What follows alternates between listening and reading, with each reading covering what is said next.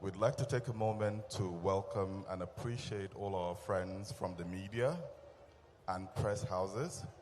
We encourage you at this time to pick your positions quickly for best photography and videography. You will not be allowed to move suddenly or anyhow once the events begin. So we encourage press houses and our friends from the media, kindly position yourselves for best videography and photography results. Thank you very much.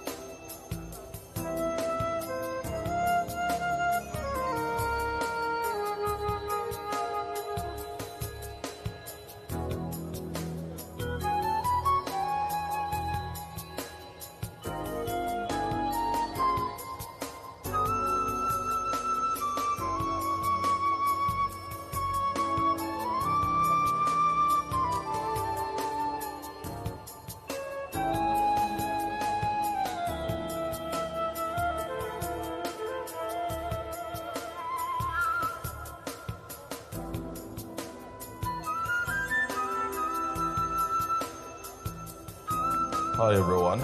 Good morning again. Thank you very much for your patience and for attending. We'd like to invite everyone with a car parked on the road leading into the entrance of this location. Please kindly move those vehicles or they will be towed forcefully.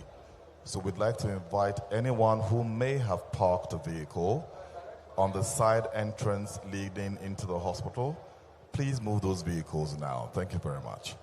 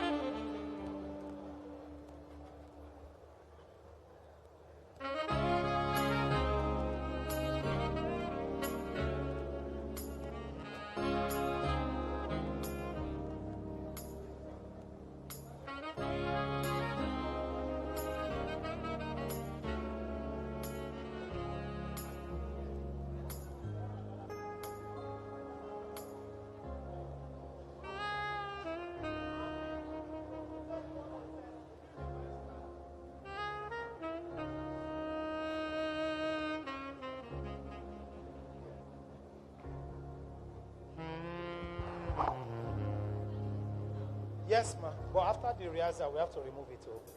Please tell the man to come and do the test now. 1 or 2, we are doing 2 mics for him. During the show.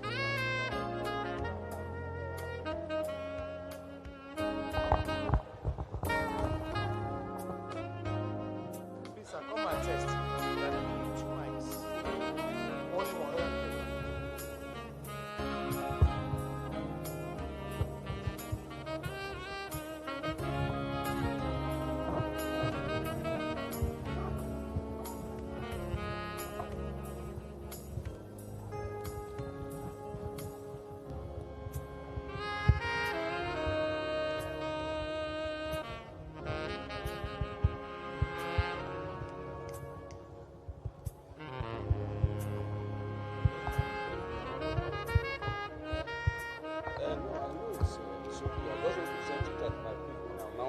Now collapse it.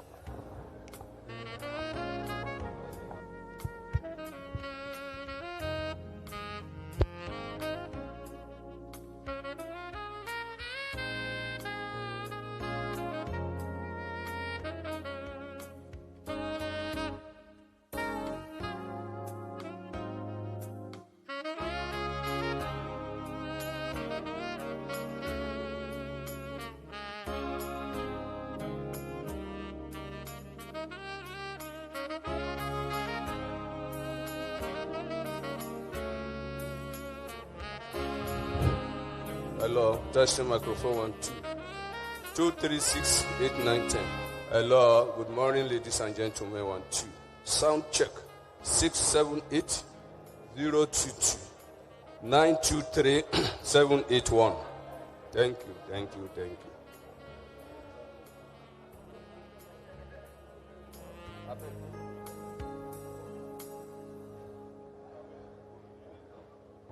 No, it's very easy.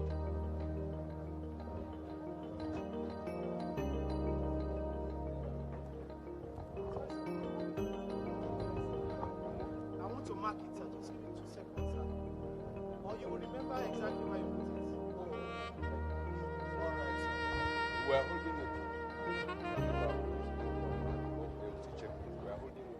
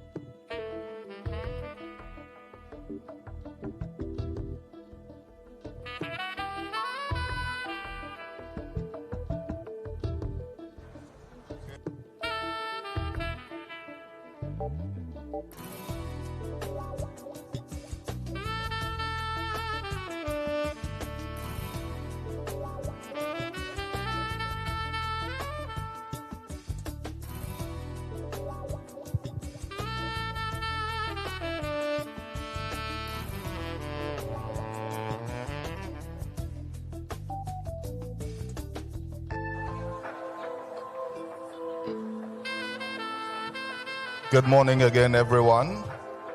At this time, we're expecting the arrival of the VVVIP. Kindly remain seated. No one is expected to go to join the ribbon cutting. Kindly stay seated, stay within the hall. Security will not allow you to leave. Kindly stay seated within the hall. Thank you very much.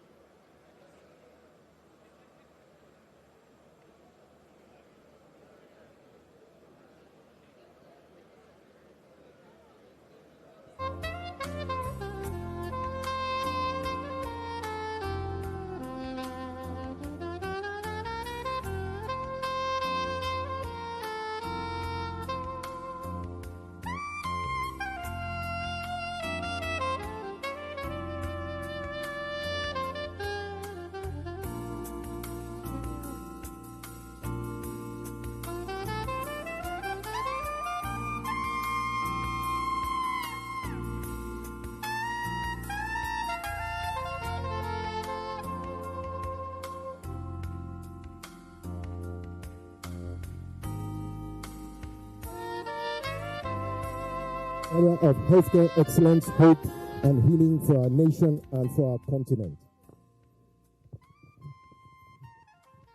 It's my singular honor and privilege to, on behalf of President Bola Ahmed Tinubu, GCFR, to commission this wonderful edifice, African Medical Center of Excellence, constructed by the African Development Bank, Afreximbank.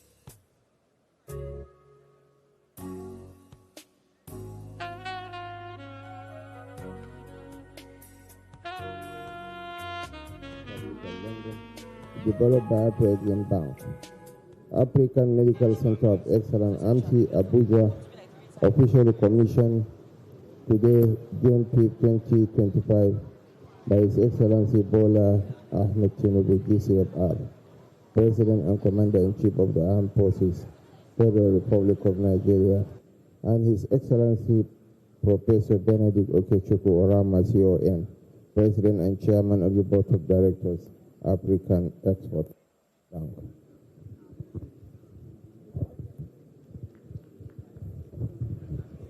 Your Excellency, on behalf of the board and management of the African Medical Center of Excellence, and on behalf of the board and management of African Export-Import Bank, and on behalf of our partners and all the shareholders, King's College Hospital, London, Bank of Industry, and the NMPC Limited, we would like to thank you for the honor of commissioning this hospital.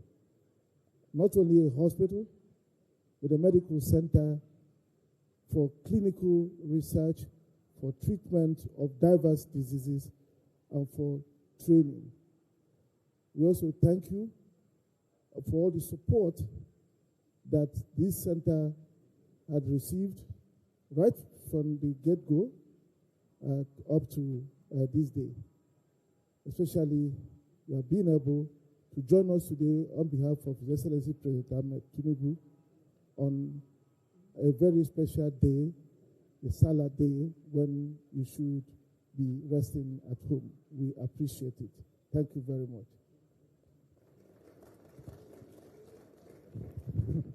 Thank you, Orama. Thank you, Your Excellencies. This facility offers world-class services. Now, to give you the official tour, I will now put you in the capable hands of the Chief Executive Officer of the African Medical Center of Excellence, Mr. Brian Diva.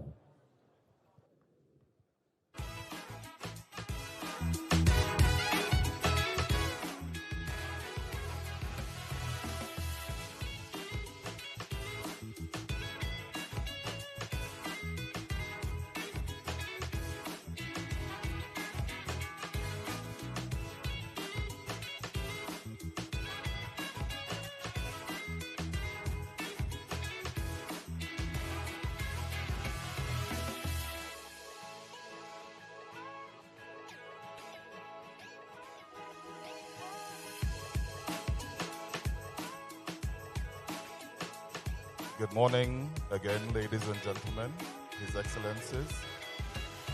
Can we ask, please take your seats. Everyone within the hall, can we respectfully ask that you take your seats? Again, we'd like to ask His Excellencies, everyone within the hall, please take your seats at this time. Again, respectfully, we must insist that everyone take their seats. Thank you very much.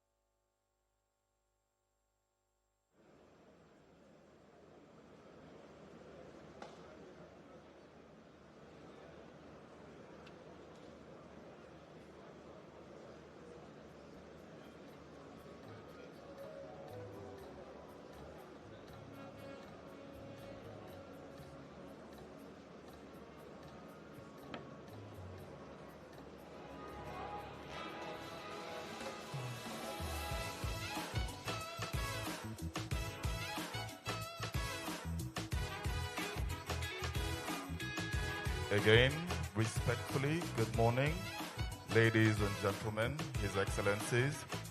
Please take your seats at this time. We would really love to encourage that we all take our seats. Thank you.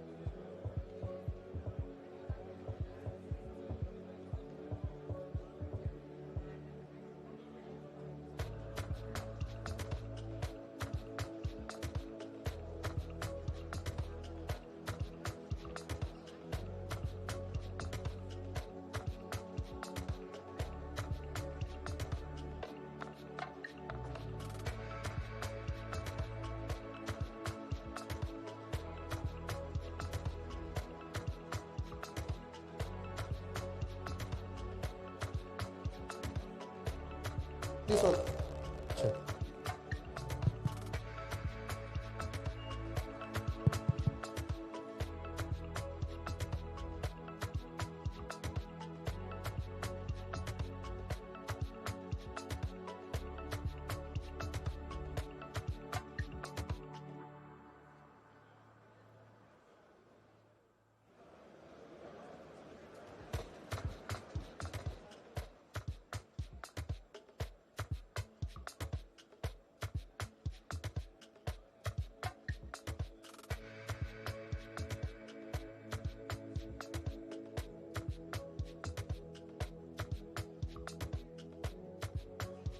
Ladies and gentlemen, please, the dignitaries are on their way now. So please, if you haven't taken your seats, or if you're talking to friends and colleagues and family, please, you can do that from a seated position, please. Please take your seats now. We're about to begin the program. Please take your seats.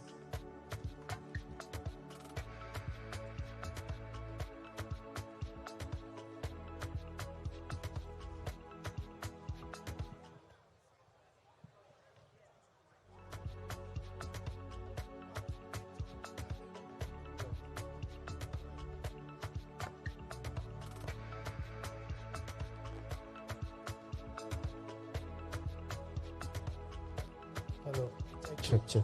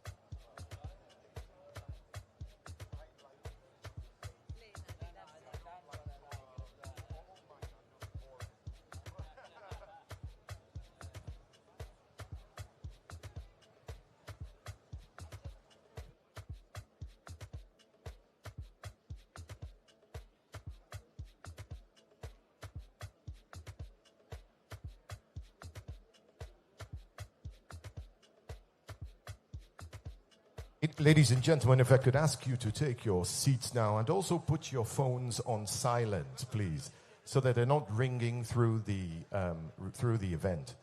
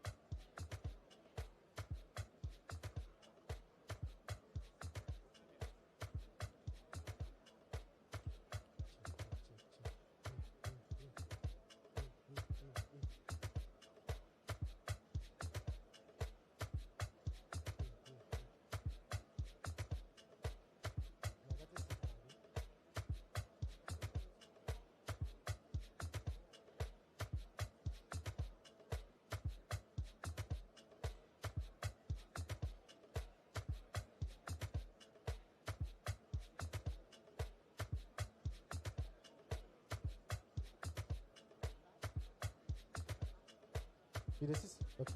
Yeah. Check. 1, 2, 1, 2. Very good.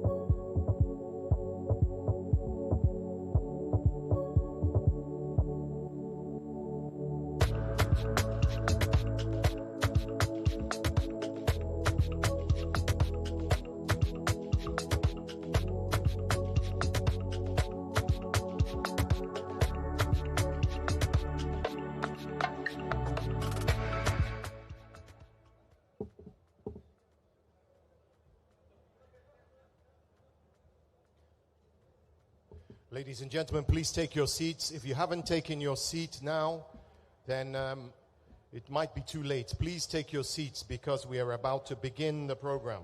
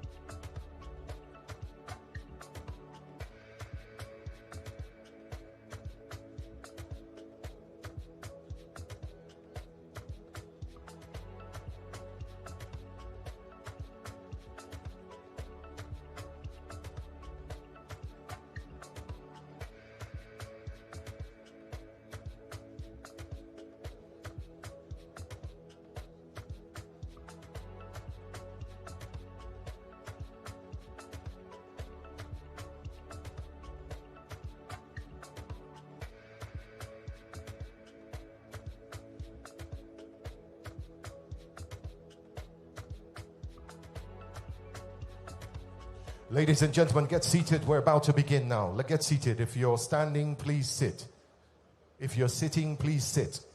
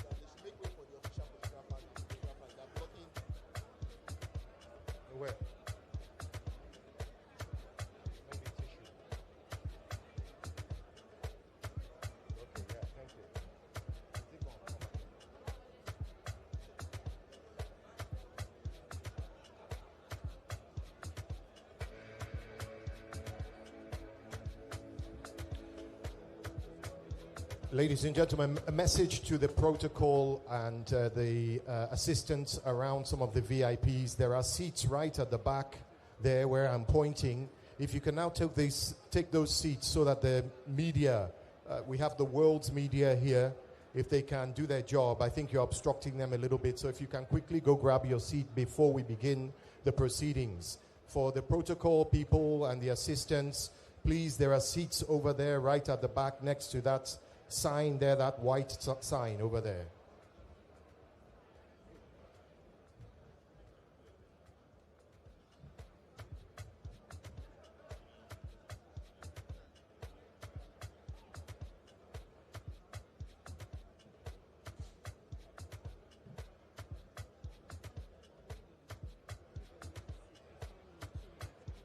Okay, take your seats, please. We are about to begin. Please take your seats. For those people talking, hello, hello.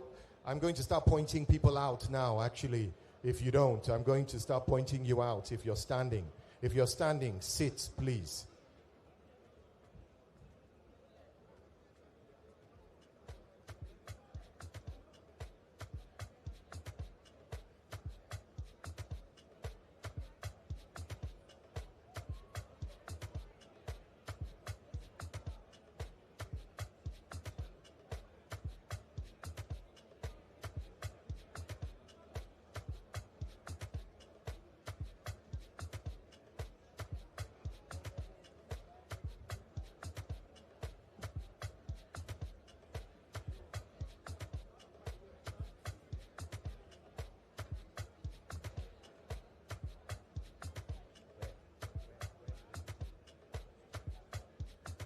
Okay, members of the media, if you're holding a camera, please, can you stand to that side and that side? Clear the aisles, please. Clear the aisles so that the Vice President can have a clear route to the front. So I want the members of the media to go to the left there and the right.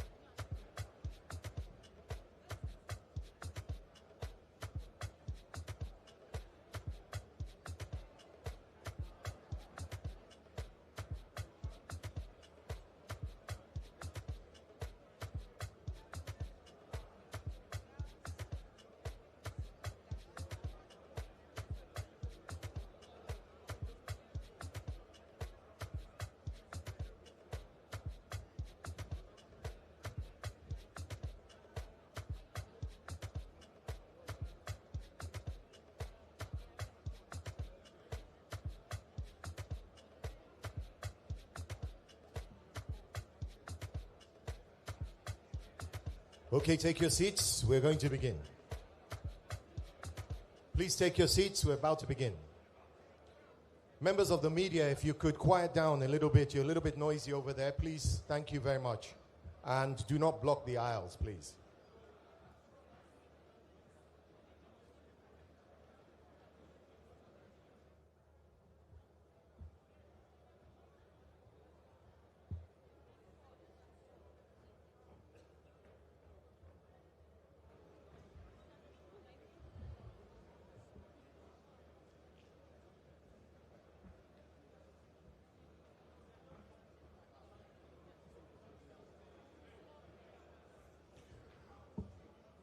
Ladies and gentlemen, please stand to welcome His Excellency Senator Kashim Shettima, Vice President of the Federal Republic of Nigeria, representing His Excellency President Bola Ahmed Tinubu, accompanied by the Afreximbank President, Professor Benedict Orama, and dignitaries and doctors. Give them a round of applause, please, as they enter.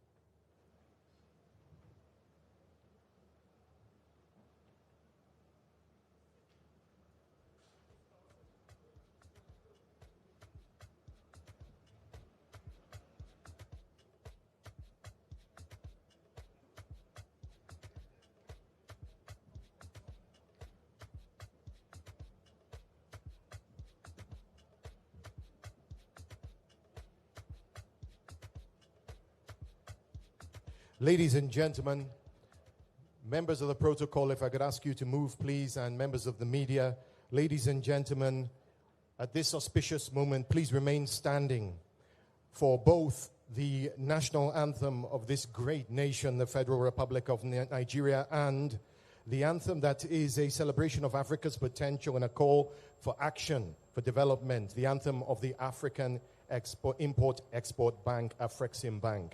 Please remain standing. Nigeria, we hail thee, our own dear native land. Though tribe and tongue may differ, in brotherhood we stand. Nigerians old and proud to serve our sovereign motherland.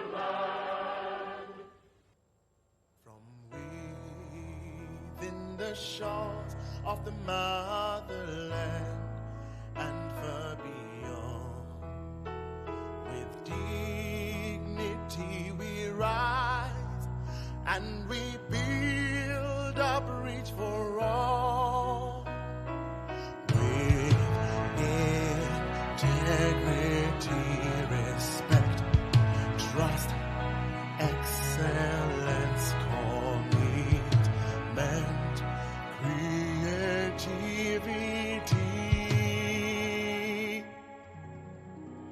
We will build for Africa's prosperity. We will build for the now and posterity.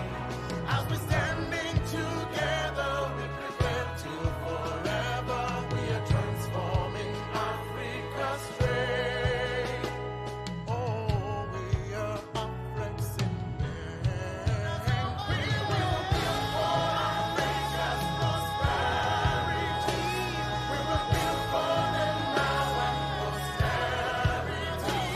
As we standing together, we prepare to forever. We are transforming Africa's trade. Oh, we are Afreximbank.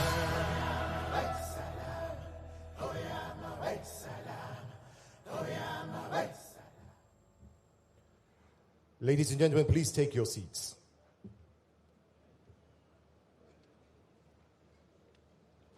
Distinguished guests, ladies and gentlemen, my name is Mark Omorowa Oluwasegun Edo. Yes, I'm home.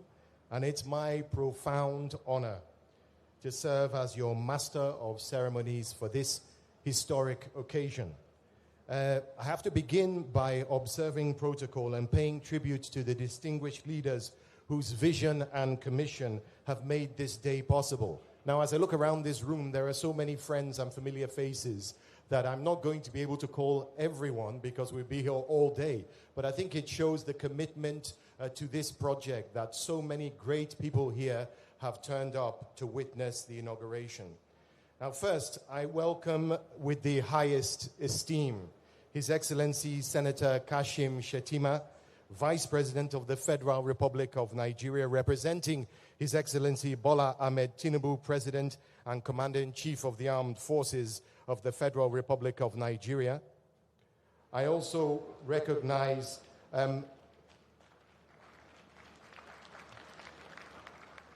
definitely deserves a round of applause.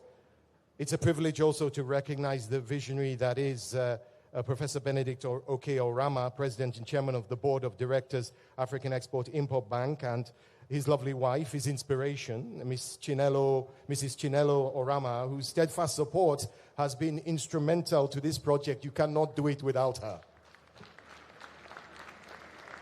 His Excellency Namadi Sambo, former Vice President of Nigeria, is always a great supporter to Afreximbank. He's here today.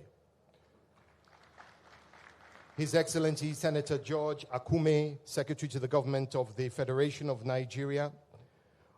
Honorable Wale Edun, Minister of Finance of Nigeria. Honorable Professor Mohammed Ali Pate, Minister of Health and Social Welfare for Nigeria. We also have his equivalent from Tanzania, the Minister of Health from Tanzania, Honorable Jenista Magama. Also welcome him. I also noticed the Governor of the Central Bank of Nigeria. He's not on my list, but I will welcome Olayemi Cardosa. And also the Secretary General of the African Continental Free Trade Area, the AFCFTA, I noticed over there. His Excellency Wamkele Mene, greetings. We warmly welcome honorable current and former ministers, ambassadors, Afreximbank executives, and other private sector leaders. It must be noted there's a very big delegation from King's College here, led by Professor Graham Lord. King's College has been instrumental to making this day happen. Give them a robust African round of applause. This achievement is also made possible by the unwavering commitment of Afreximbank's partners. The Bank of Industry, BOI, under Dr. Olasupo Olushi, has provided critical funding, critical financing, and policy support.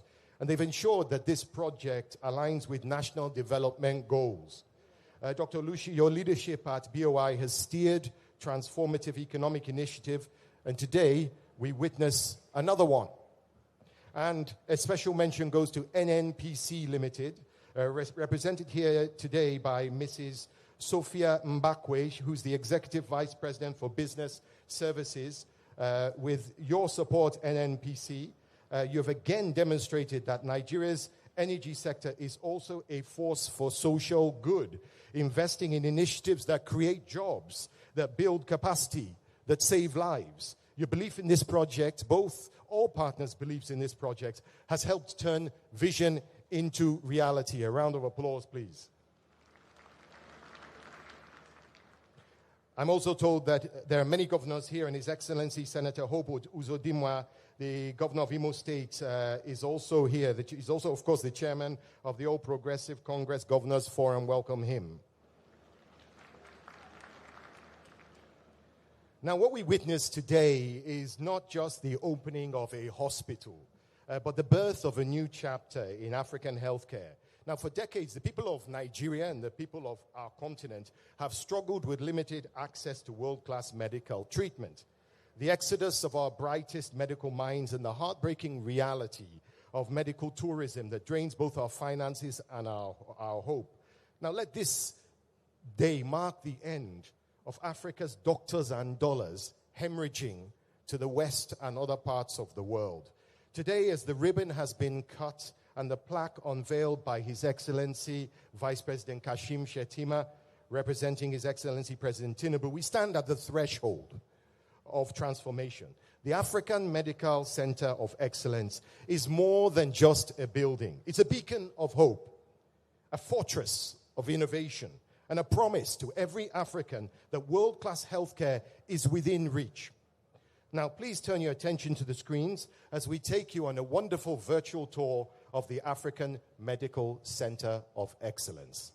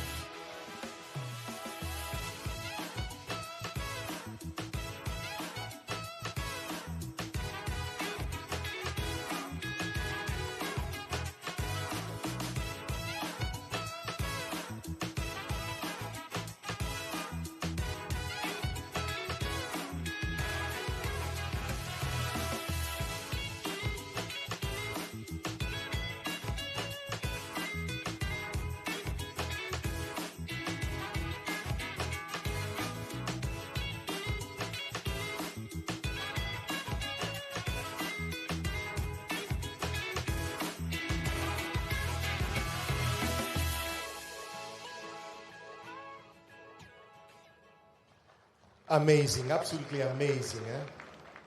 Now let's get on very quickly with the program because there's a lot to get through. When I asked this first speaker why, after decades at the top of the healthcare profession in his home country of the United States of America, I said, why did you invest the final act to coming to Abuja to involve yourself with this? He said with passion, I have 5 children, 4 girls, 1 boy. He said, I want this to be the crowning glory of my career, so I can say to them, your daddy was part of this. So please welcome the man at the helm of this great center, the CEO of the African Medical Center of Excellence, Mr. Brian Diva.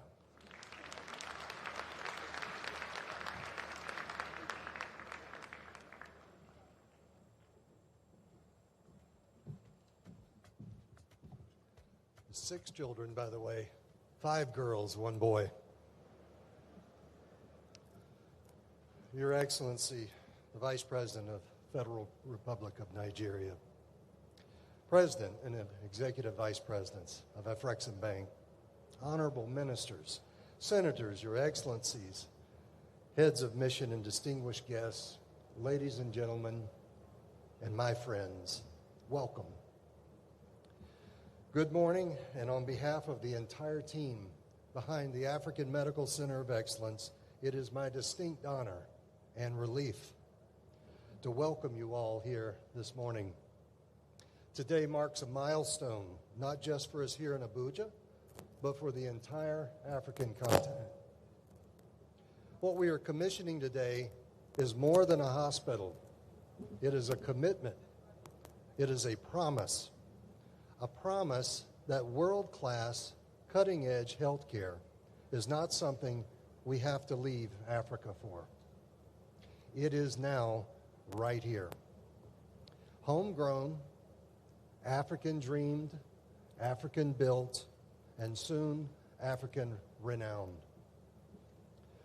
We're deeply honored by the presence of so many esteemed guests. Your presence underscores the weight of this moment. The African Medical Center of Excellence, this beautiful, high-tech, purpose-built facility, is the result of vision, collaboration, persistence, and more than a few sleepless nights. This is where engineering meets compassion, where precision meets empathy, and where patients will meet a new standard of care, one defined not by borders, but by excellence. We thank Afreximbank not only for financing and driving this transformative project, but for believing that Africa deserves not just good, but great health care. We thank King's College Hospital of London for their clinical leadership and training partnership. And we thank our gracious host, the federal government of Nigeria, for its unwavering support throughout this journey. To all the engineers, architects, clinicians, administrators, board members, and unsung heroes who have helped to turn concrete and vision into compassion and care, this day also belongs to you. As we walk through these halls today, may we not only admire the shiny machines and elegant spaces, but contemplate the lives that will be changed, the pain that will be eased, and the hope that will be restored within these walls. And if at some point you feel a bit emotional, and you may, or just a bit cold, it's the air conditioning. We set it to London weather for our UK friends, and you're welcome. Now let us celebrate this moment. Let us commit to protecting and growing it. And let us never forget that what we have built here is not just a hospital, it's a statement. Africa can, Africa will, and Africa has thank you, and welcome to the African Medical Center of Excellence.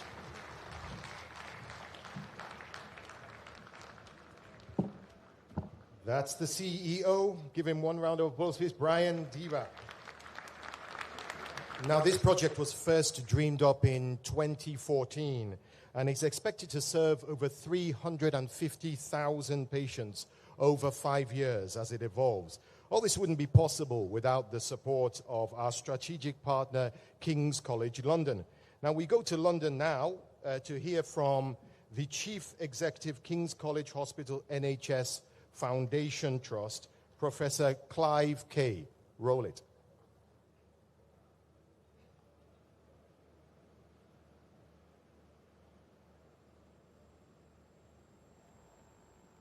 Your Excellencies, distinguished guests, ladies and gentlemen, I stand on existing protocol.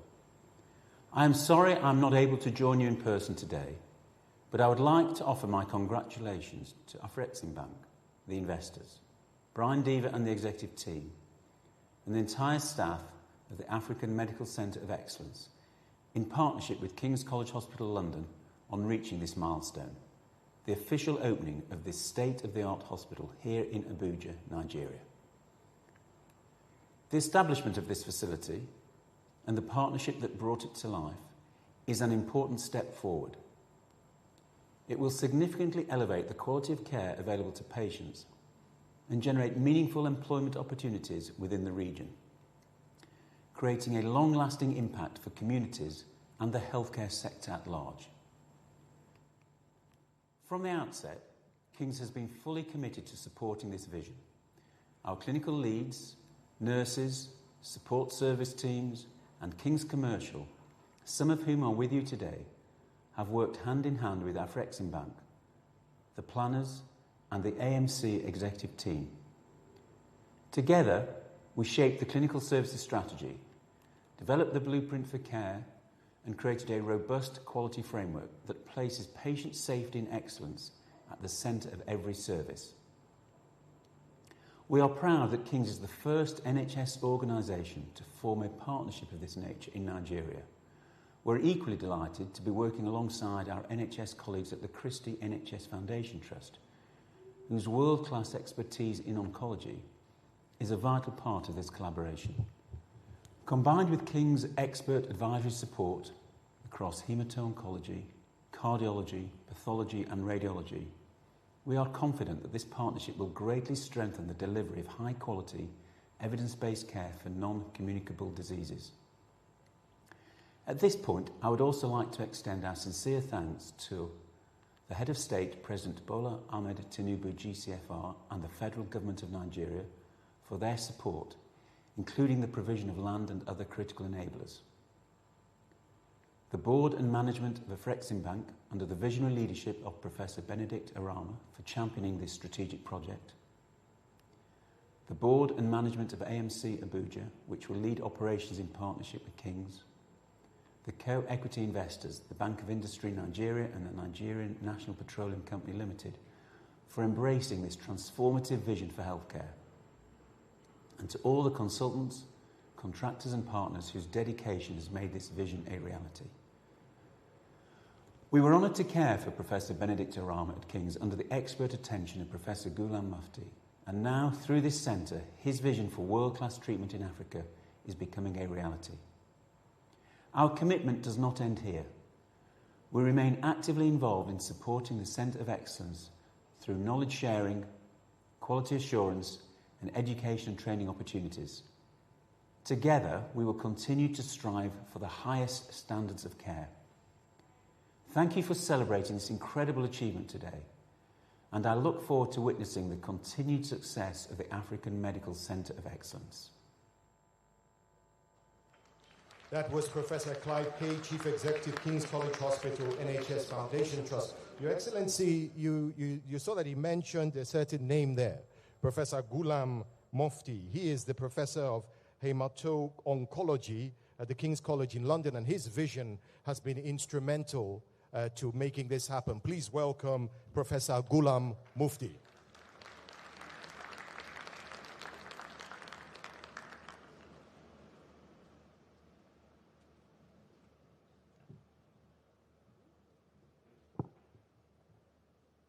Your Excellency, the Vice President, distinguished guests, I stand on existing protocol.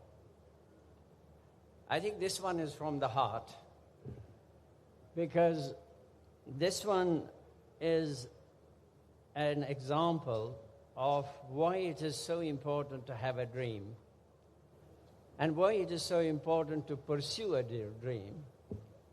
Because in the end, the dreams do come true if you have that persuasion, and this is that dream. And I will illustrate this with my own history. I come from a little place in Kashmir, in Srinagar, at the foothills of Himalayas. I had a dream to go to United Kingdom, where there was the best training for medicine. I was fortunate enough to pursue the dream to go to Oxford and then to Hammersmith Hospital, part of the Imperial College. And then I moved as a consultant to King's College Hospital.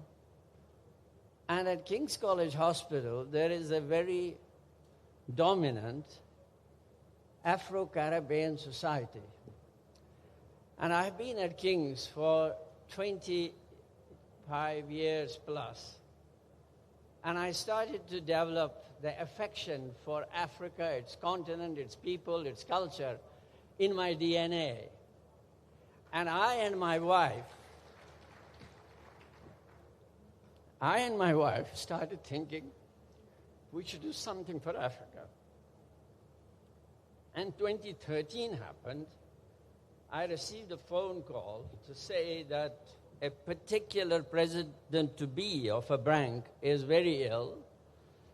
I didn't know the name of the bank. I didn't know the name of the patient, and the patient arrived. Patient was, I would say, very ill, moribund. And with the grace of God and with the expertise that is available at King's College Hospital, we were able to achieve a cure of his leukemia. And then, about a year afterwards,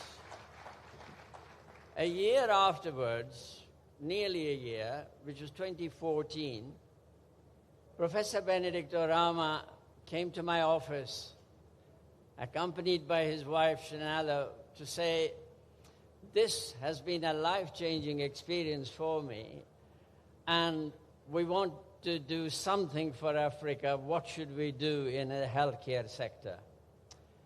And there was a lot of emphasis on communicable diseases. And he will remember that we had a discussion about non-communicable diseases. So this led to the creation of a vision helped by PwC and others to look at the incidence and prevalence of various diseases across the continent as well as in Nigeria. And we then began getting a team together, and we were very fortunate to have, firstly, King's College Hospital and its board, under the then leadership and chairmanship of Sir George Alberti initially, and then Lord Bob Kerslake, who were equally committed to the project. And that led to a collaboration, a solid collaboration between King's College Hospital and the project that we started to devise.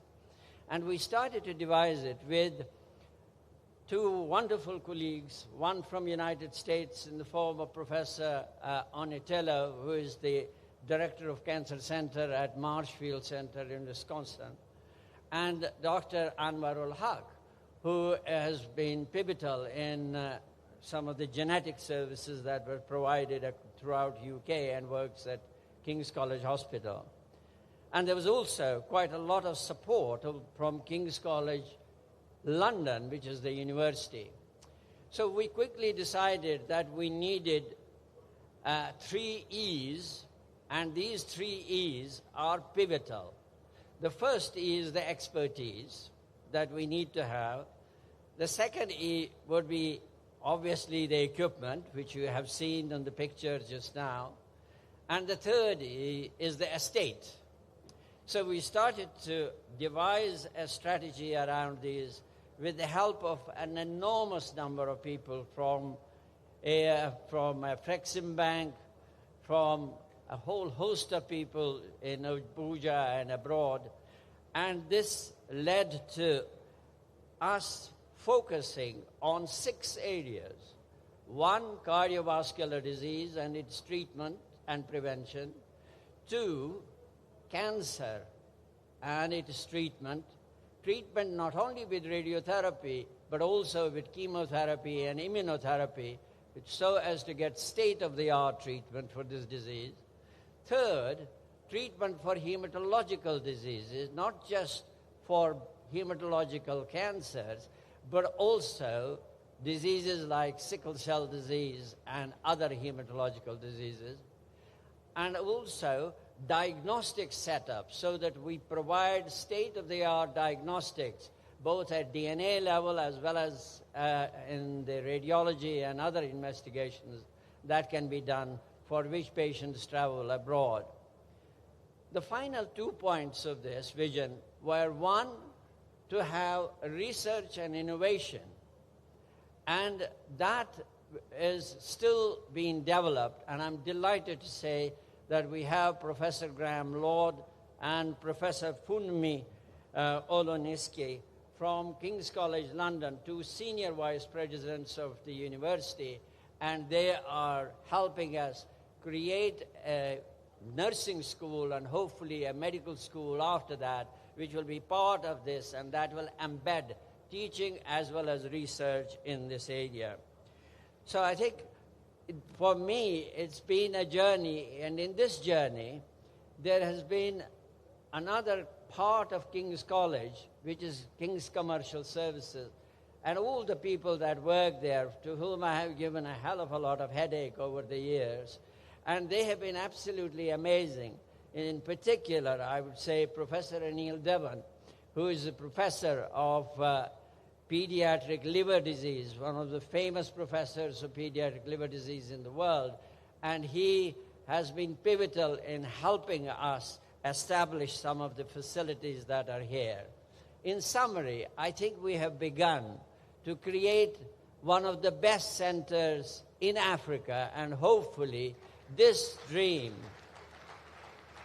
will lead to further innovation with interest from pharmaceutical, biotechnology companies, and this will become a training hub for all other hospitals in Nigeria and in West Africa. So I'm privileged to have been part of it, and I'm privileged to continue to be part of it. As long as I have a breath, I will continue with striving and working and serving Africa. Thank you.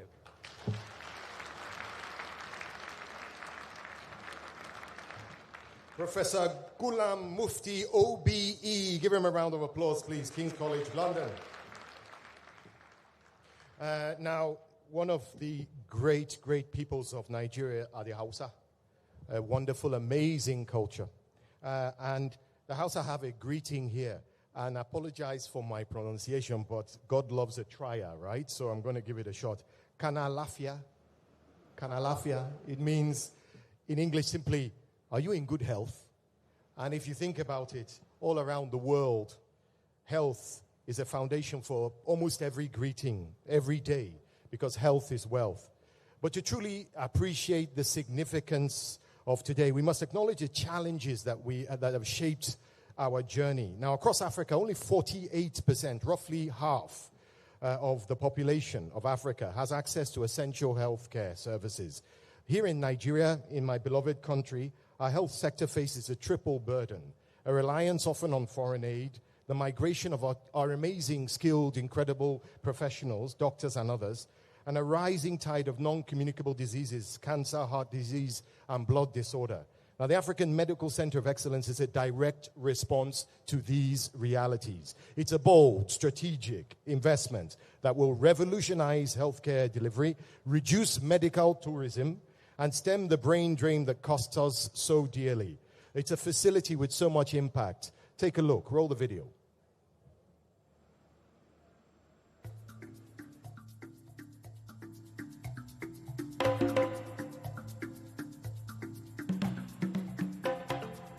the African Medical Center of Excellence, a defining moment in healthcare delivery in Africa.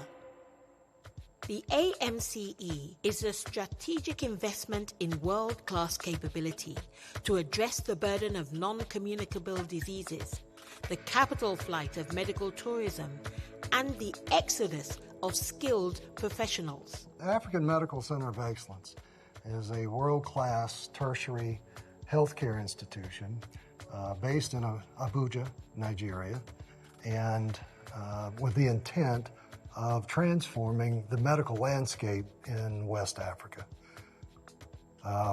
The project has been designed and built by Afreximbank and some leading international experts with the intent on providing expert cardiovascular, oncological, and hematological care, as well as general medical services to support those three main specialties. Initiated by Afreximbank in collaboration with King's College Hospital London, supported by the Government of Nigeria, key investors and stakeholders. AMCE is pioneering a sustainable healthcare ecosystem for Africa, by Africa. The African Medical Center of Excellence is an audacious undertaking designed to redefine healthcare investment with investments already in excess of $400 million. AMCE will demonstrate Africa's medical infrastructure and prowess and position Nigeria as a leading hub in specialized healthcare. One of the strategic missions of the African Medical Center of Excellence, and this was a specific goal of Afreximbank, was to not only slow the outmigration of the very, very skilled Nigerian medical professionals to other parts of the world, but to bring them back home. And with the technology, with the clinical expertise, with the financial resources, and with this incredible structure that we have here, as well as some other programs, we've been very successful in our global recruitment of bringing Nigerians back home. Anywhere you go in the world where you find leading healthcare institutions, you will find at the very top circles of the medical professionals, Nigerian doctors and nurses. They are some of the best in the world. We're bringing them back home. AMCE will harness the latest technology, including the first 18 MeV cyclotron in Nigeria and West Africa, along with research and training to set new standards for medical excellence, with hospitals planned across Africa, beginning in Abuja. It's been over 10 years of consistent dedication, hard work and focus. I remember in 2014 when I joined the bank, and this idea was at the nascent stage of conceptualization. And it's really a very bold and audacious idea to develop world-class medical facilities across the continent. It was born out of the personal experience of our president and chairman of the board of Afreximbank, Professor Benedict Urama, and his desire to ensure that health security for Africans is guaranteed. AMCE will deliver life-saving care to over 350,000 patients in its first 5 years, create 3,000 jobs, stimulate intra-African trade in medical services, and strengthen critical supply chains in healthcare and pharmaceuticals across the continent.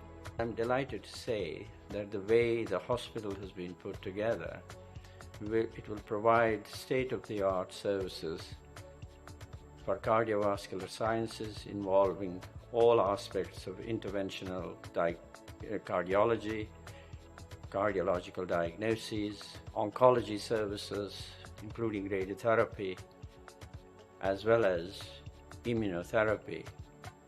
And in the hematology context, it will provide bone marrow transplantation, and importantly also more novel forms of therapy such as CAR T cells, and also have a research collaboration that will begin to look at how the continent can rid itself of diseases such as sickle cell disease.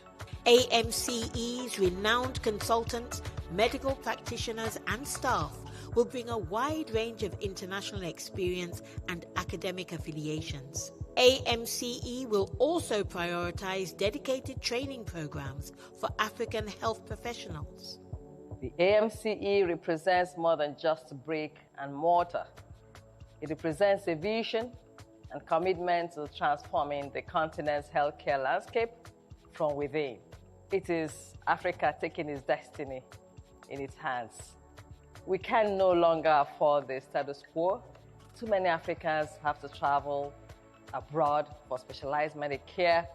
The financial burden, the emotional strain, the foreign exchange costs, and the heartbreaking reality that many lose their lives simply because they cannot access timely and quality care.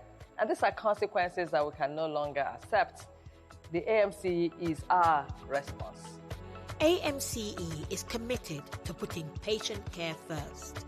The AMCE logo is inspired by the herbs and plants of the continent, representing pride in African medical capability, reflecting a philosophy to empower well-being by realizing outstanding patient care outcomes and accessibility. AMCE will be at the forefront of biomedical research, dedicated clinical trials in Africa, AI-driven predictive health models, and will collaborate with global institutions, including King's College Hospital, London.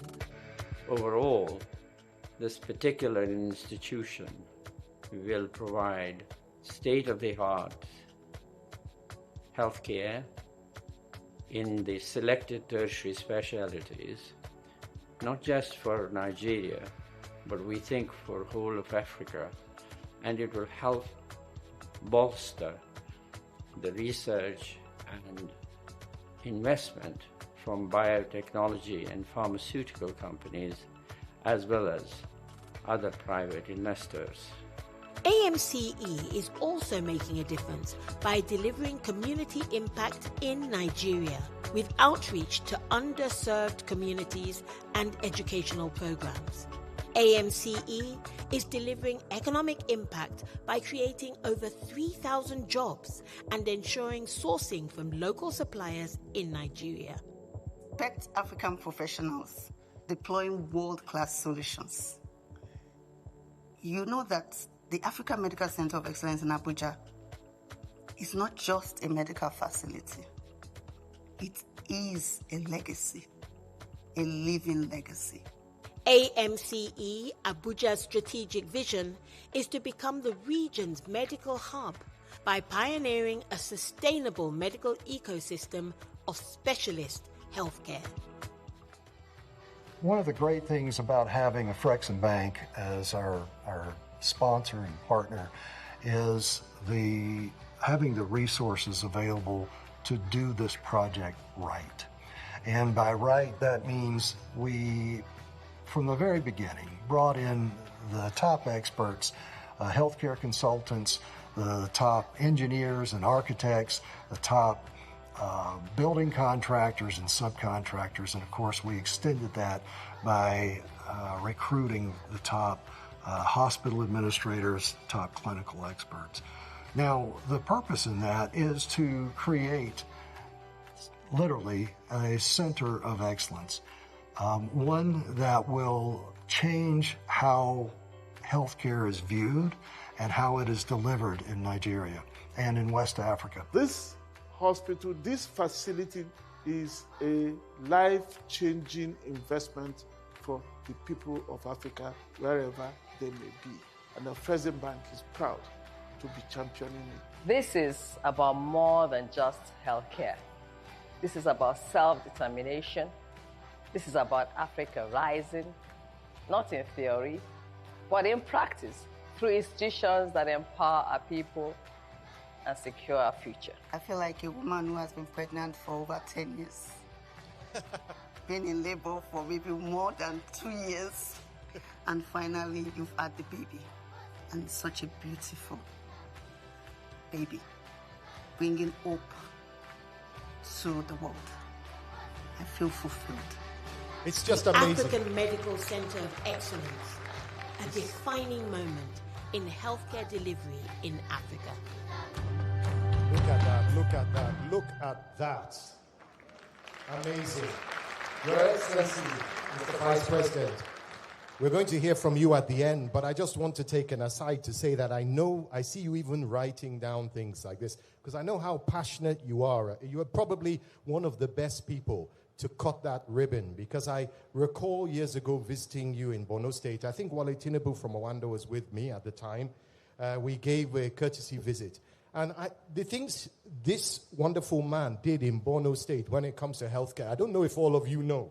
He didn't just talk change, he made it happen. He rebuilt 50 primary healthcare centers, 9 general hospitals, and even delivered the state's first hospital dedicated to women and children.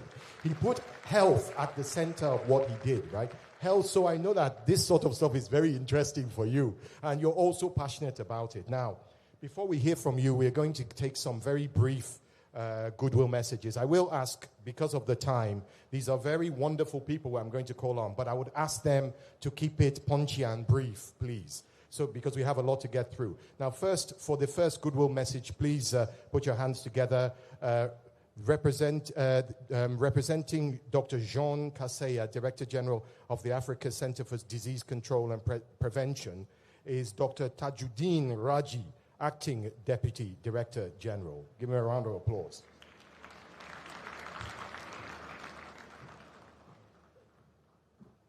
Thank you, Director of Programs. Your Excellency, the Vice President, Federal Republic of Nigeria, representing His Excellency Bola Ahmed Tinubu, GCFR, the President and Commander-in-Chief of Nigeria.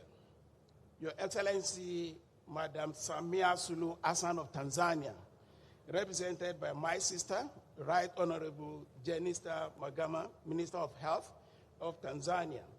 Excellencies, ministers in the room, Excellencies, senators in the room, royal fathers in the room. I bring you greetings from Dr. Jean Kaseya, His Excellency, the DG of Africa CDC, who couldn't be here with us this morning. Let me begin by congratulating Afreximbank under the able leadership of His Excellency Professor Benedict Oke Orama. Today is your day. Let me also seize this opportunity to congratulate our colleagues from King College London, and much more importantly, the federal government of Nigeria for this magnificent project, what I describe as a beacon of transformation for healthcare in Africa, and one of 5 such centers of excellence across the 1.5 billion people, 55 member states on the continent of Africa. Today, we are commissioning these centers of excellence, which is a bold vision for Africa, a world-class healthcare facility right at our doorstep, a symbol of our collective resolve to reimagine health system on the continent of Africa. With expertise in oncology, cardiology, and hematology, this center will not only treat patients, it will also create jobs, it will build capacity, it will go into research, it will go into innovation, and it will also dive into what I describe as precision medicine, leveraging artificial intelligence.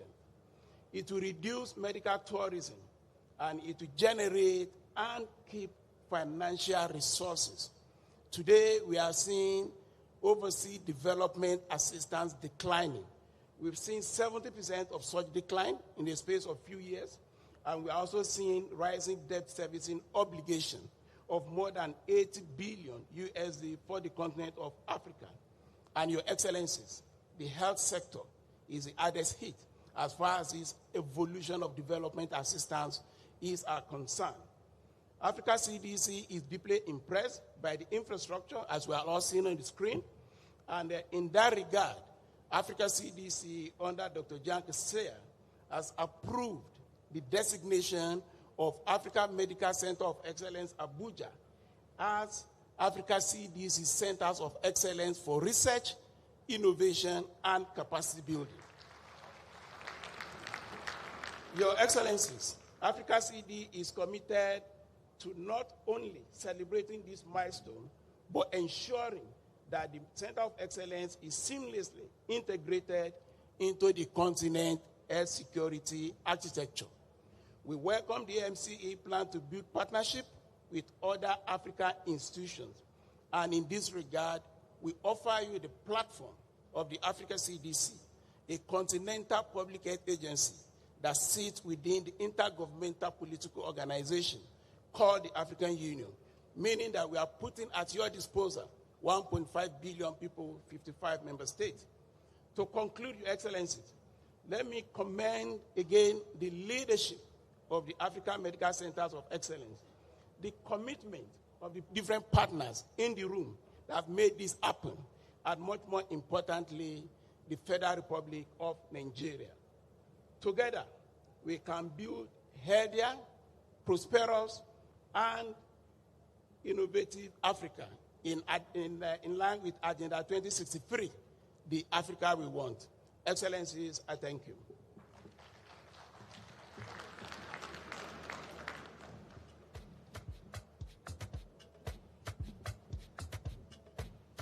Thank you very much. Before I call on the next speaker, I just want to note His Excellency Dr. Emmanuel A. Akabe, who is the Deputy Governor of Nasarawa State, is here. Give him a round of applause, please. Now, as you've seen, this project is an African-driven project, but it is not driven alone. It's driven with a great support from the UK. You could call it an Afro-Saxon project. I will just make that word up. Ladies and gentlemen, that's why I'm calling up the next guest, the next speaker, guest speaker. He is His Excellency Ambassador Richard Montgomery, CMG, British High Commissioner to Nigeria. Give him a round of applause, please.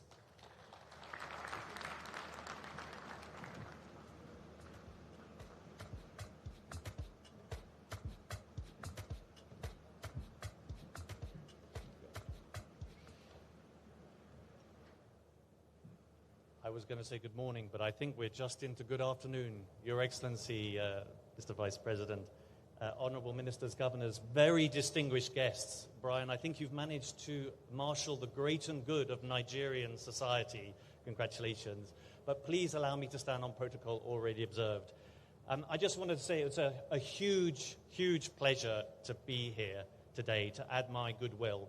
And my congratulations particularly to the president of Afreximbank and to the members of the board of the Africa Center for Medical Excellence, and to Brian Diva and his team and all the medical staff that have been working hard to put this institution in place. And Professor Mufti, it's wonderful to see you again. Very heartwarming speech. Thank you very much for telling us a little bit about the personal inspiration behind this institution. And I fully agree with the comments that others have made. This is an amazing transformatory initiative institution. It's going to reduce the medical brain drain, but more important, it's going to create a medical ecosystem that's going to attract people to come back, but also wider benefits in the wider health system. And I'm really delighted to talk to the medical director and the staff who are running this institution earlier this morning. I think you've done an amazing job to get to where you've got to today. Now, as His Majesty's representative from the United Kingdom to Nigeria, of course, it would be remiss of me not to say that I'm just incredibly pleased and delighted that the UK institutions are involved. King's College, Hospital and University, but also the Christie NHS Foundation Trust, who have brought not just expertise to the design of the hospital and the care regimes, but also a lot of heart, as we heard from the professor earlier. And building this medical center so quickly is such a huge achievement. But I'm also really delighted that today, as part of the proceedings, there is a signature of a new MOU to create a medical and nursing school here in Abuja with the partnership with King's. And I think that deserves a round of applause. Because, of course, sir, this is a legacy. You are creating a legacy. But it's one thing to build one institution. It's another to build the human capital and the medical professionals, doctors, nurses, and other specialists that will become a big feature of this institution in the years ahead. As I told visiting teams from King's and Christie's last year, this partnership is happening at an incredibly important time. It's happening at a time when Nigeria is really on the move. It's on the move because of the big economic reforms that are being driven by His Excellency the President of the Federal Republic, Bola Ahmed Tinubu. It's also being driven in other areas of society and economy. And I've been looking out for the Honourable Minister, the Coordinating Minister for Health and Social Welfare. I think he may not have been able to make it. But the reforms which the Honourable Minister Mohammed Patti is driving in the health sector is also an area of, which needs a great deal of applause. But before I end, I just wanted to say, on behalf of His Majesty's government, this initiative also stands for something that's happening more broadly across the relationship between the UK and Nigeria. It's that for longer-term relationships, for longer-term, more sustainable and respectful, equal partnerships, we need to see more collaborations, as we've seen from King's and Christie's and the African Centre for Medical Excellence. And I know for a fact that there are more announcements in the coming months about UK universities working with counterparts in Nigeria to set up new partnerships here. And I hope that what we're seeing here in the ACME is the start of a trend of creating these bigger partnerships between institutions in the UK and other countries and Nigeria. So let me end by just repeating my sincere congratulations to everybody that's been involved in this transformatory project, and my congratulations for the additional partnerships that are being signed today. And I'm just really personally delighted that what we're seeing today is that British institutions are part of the ecosystem of the new institutions being built in Nigeria at the moment. Thank you very much indeed.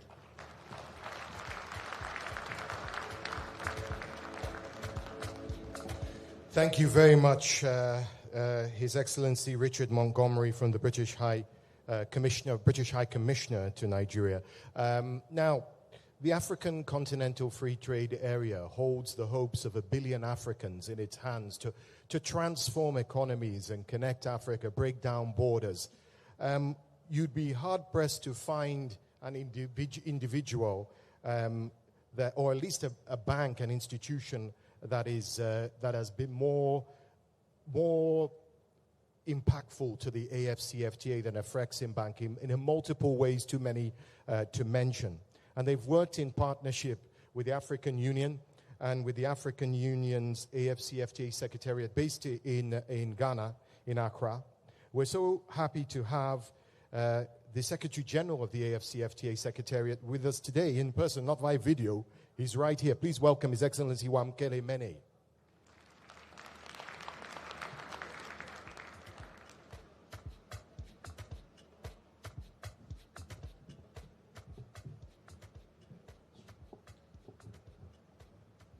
Thank you very much, Program Director.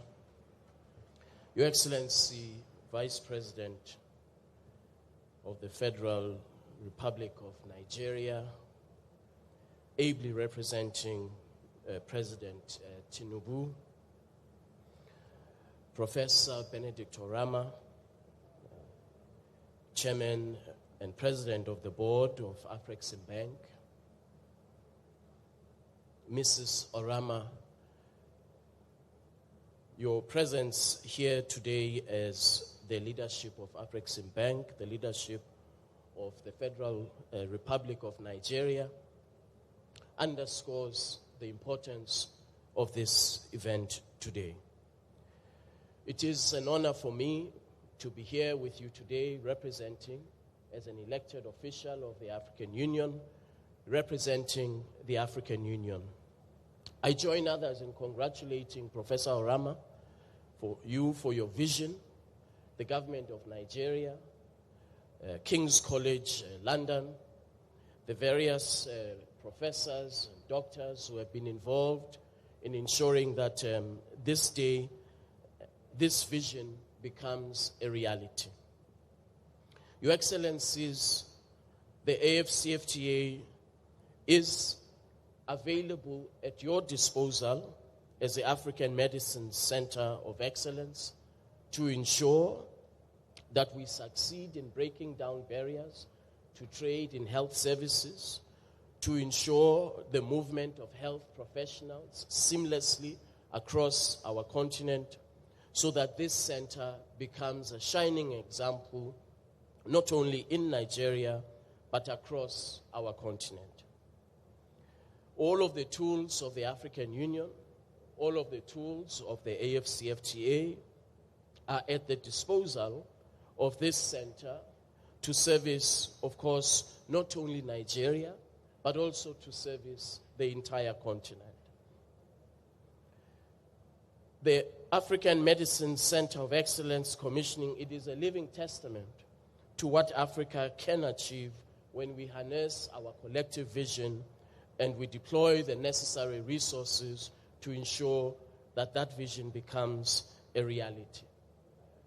We confronted the COVID-19 pandemic, and Professor Orama was requested by our heads of states to be one of the co-champions defeating this pandemic, laying a very strong basis for a continental revival and resilience after COVID-19. It is therefore befitting that today he is concluding this task that the Assembly of Heads of States and Government of the African Union gave him by opening and commissioning this center to serve our continent in the imperative of public health. As I conclude, let me once again recommit the AFCFTA Secretariat, recommit the African Union to supporting this initiative and its rollout throughout the entire continent. And I urge all of us to deploy all of the tools that are at our disposal. You heard earlier from our colleague from the Africa CDC, the AFCFTA Secretariat, and other agencies of the African Union are here to support this very important initiative of the public health of Africans. Professor Orama, as you draw a conclusion to your marvelous career, I cannot think of a better milestone, a better achievement at the top of your career. I thank you for your attention. I wish all of us very good discussions. Thank you.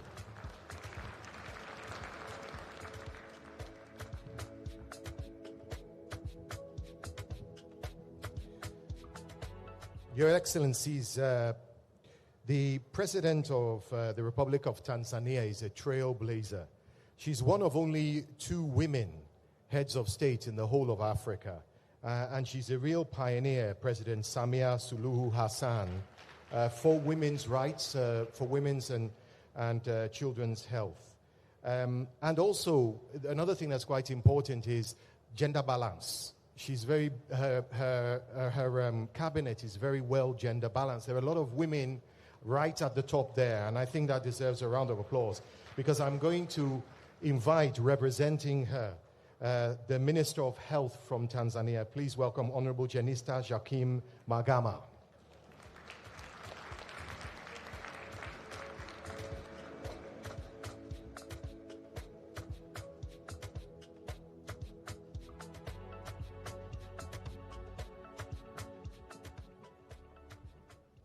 Thank you. Your Excellency, Vice President for Federal Republic of Nigeria, Honorable Ministers, governmental officials from Nigeria, President and Chairman of the Board of Afreximbank, Professor Benedict Olama, Professor Gulamu Mufti from King's College from London, development partners, ladies and gentlemen, all protocol observed, and a good afternoon to you all. I take this opportunity to thank Almighty God for this day, and I feel honored, humbled, and privileged to be here in Abuja today representing Her Excellency Dr. Samia Suluhu Hassan, the President of the United Republic of Tanzania, at this historical event to commission the first African Medical Center of Excellence. On behalf of the government and peoples of the United Republic of Tanzania, I would like to extend the warm greetings and congratulations to the government of Nigeria and all parties who are involved in making this vision reality, especially the Afreximbank and the King's College Hospital from London. I would like to express my sincere gratitude to the government of Nigeria in strengthening the cordial relationship that exists between the government of Tanzania and Nigeria and the whole Africa. Your Excellency, Vice President, the African Medical Center of Excellence is not just a national milestone for the Nigeria, but also a continent beacon of hope, innovation, and resilience in the health sector. This center symbolizes a shared African vision of self-reliance, regional integration, and strengthening health system in line with the Agenda 2063, the African we want. Distinguished guests, the health is a cornerstone of social and economic development, and today's event marks a bold step toward transforming Africans' capacity to address complex health challenges like the increase of both communicable and non-communicable diseases. Distinguished guests, Tanzania celebrates this achievement alongside with our Nigerian brothers and sisters and commit ourselves to continue support in fostering health cooperation across the whole African continent. As Africans, we are strong together, and I believe the center will save not only Nigerian, but patients from across the whole African region. Let us view this center as a platform for exchanging medical expertise, training professionals, and advancing research in oncology, cardiology, and other critical health challenges.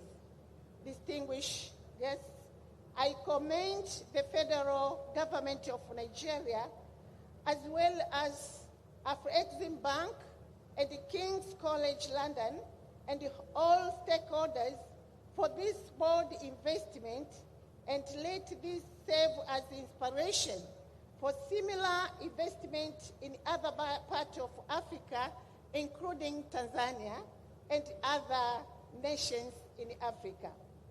Distinguished guests, once again, on behalf of Her Excellency Dr. Samia Suluhu Hassan, the President of the United Republic of Tanzania, I thank you for the invitation and warm hospitality extended to me and my delegation.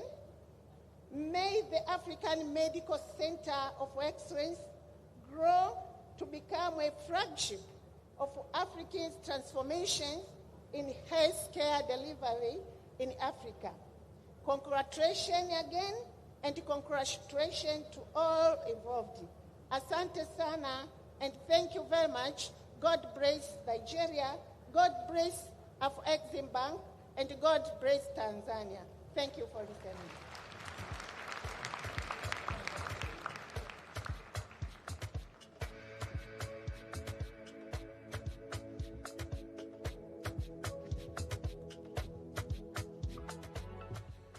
Thank you very much, representing President Samia Suluhu Hassan, Honorable Janista Joaquim Magama, all the way from the great nation of Tanzania. You're welcome. Now we bring it back home. I'm delighted to invite our Minister of Finance and Coordinating Minister of the Economy, for the Federal Republic of Nigeria. Please welcome Mr. Adebayo Adewale Edun.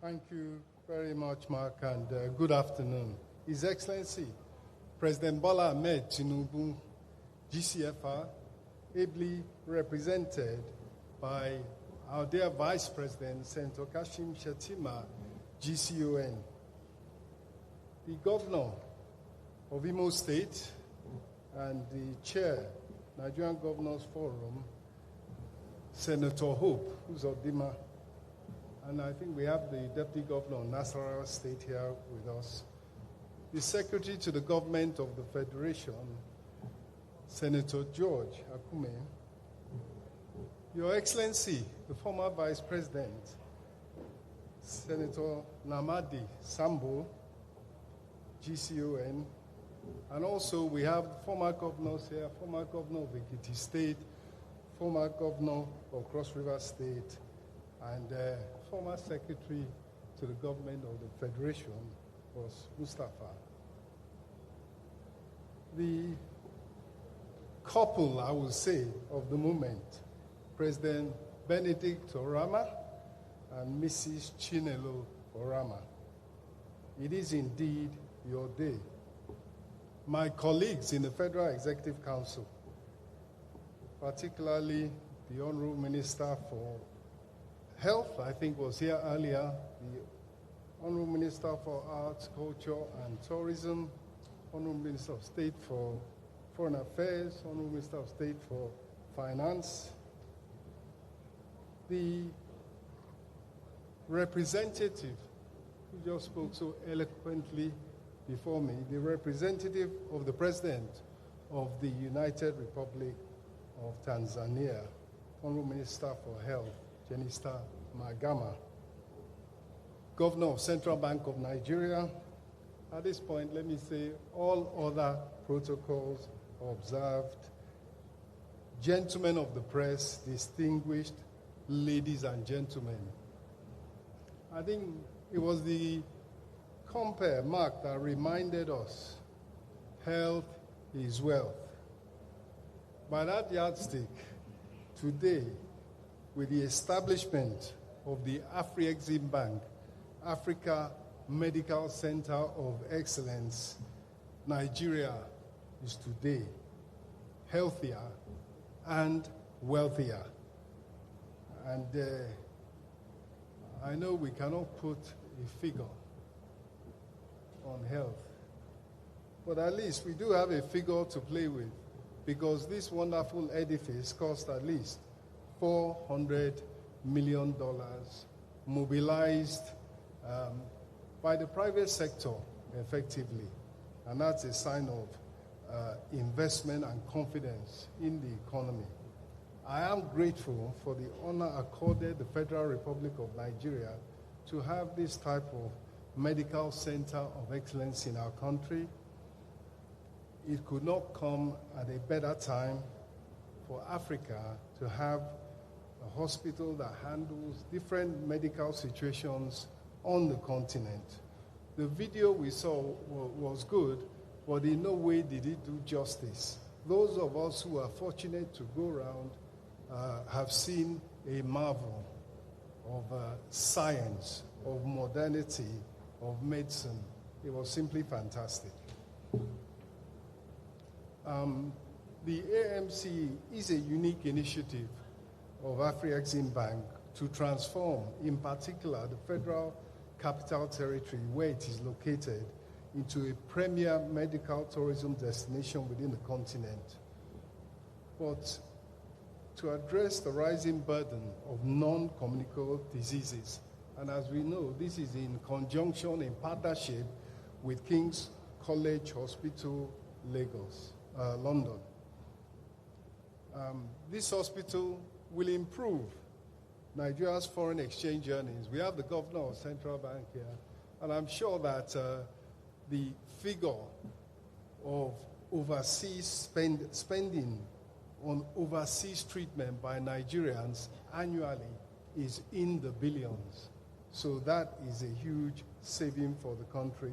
And of course, as others have said, it curbs the exit and exodus of highly skilled medical staff trained expensively by Nigeria.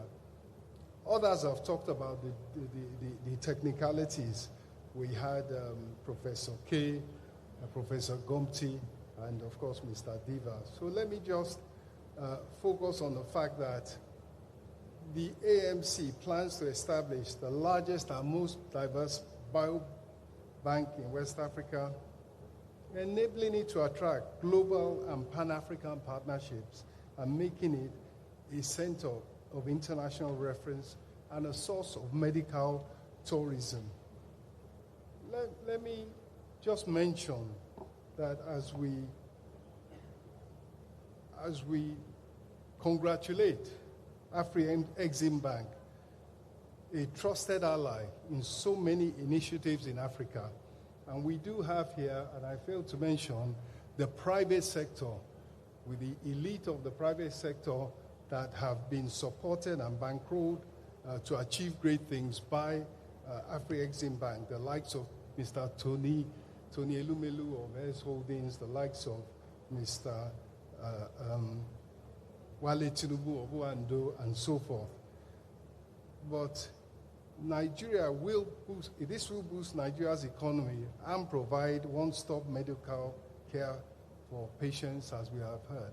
I commend His Excellency the President for putting in place the enabling environment for this investment.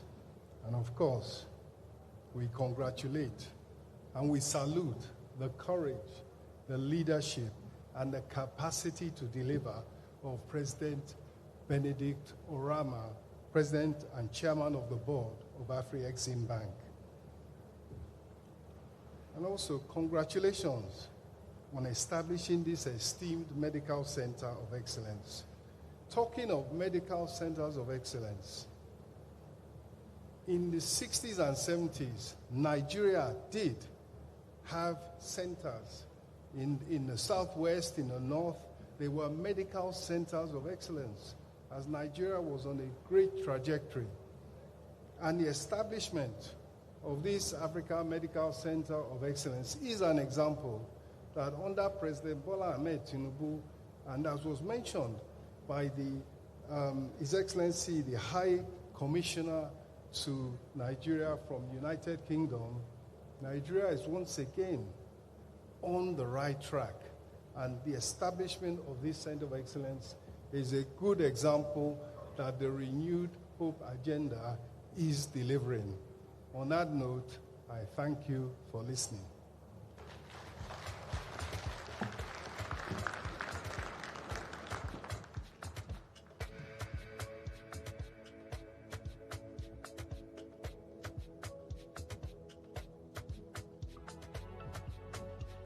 Your Excellency, Vice President Shetima, we are very close to the finishing line. I can just see it not so far in the distance, but we have a few very exciting things for you, and I would love to involve you in that. I'm going to ask my young colleagues over there to bring something onto the stage. Bring it onto the stage there. Put it right here in the middle of the stage. And I'm not doing any artistic renditions, if that's what you think is going to happen right now. My talents do not extend to that. But over here we have something. Look at this.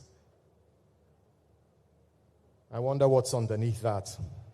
Well, let's find out, actually. Your Excellency, Mr. Vice President, I'm actually going to ask for you to help me with this one.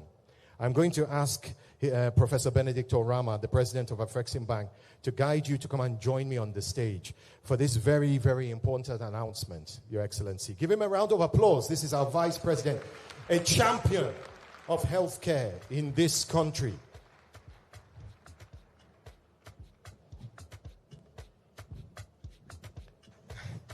Thank you.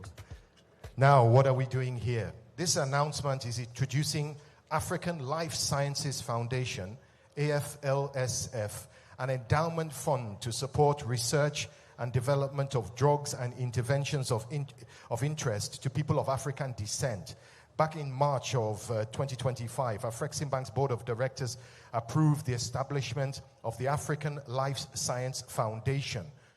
This foundation, they endorsed a seed grant of $75 million to be dispersed over the next 3 years to the foundation. Amazing, yes? Afreximbank is amazing. The foundation is envisioned as a sustainable mechanism to facilitate access to quality healthcare, strengthen research capacity, and foster cutting-edge research and innovation in life science, particularly in the areas related to neglected diseases that disproportionately affect people of African descent. We want to see more research in things like sickle cell. Through its activities, the foundation aims to significantly enhance health ecosystems across the continent. Your Excellency, Mr. President, can you please unveil what is behind there? Ladies and gentlemen, the African Life Science Foundation and Endowment Fund to support research and development of drugs and intervention for African peoples. Give them a round of applause, please. Where's the photographer? I hope you are capturing this one. Yet another milestone. Wonderful. I don't know if any of you want to mention anything here, but if not,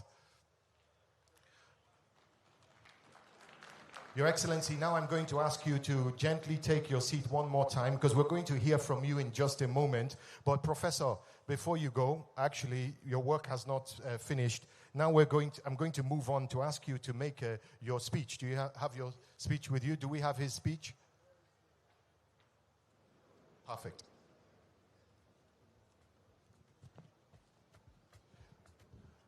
Ladies and gentlemen, another round of applause for His Excellency, Professor Benedict Orama, President and Chairman of the Board of Directors, Afreximbank. Thank you very much, Mark.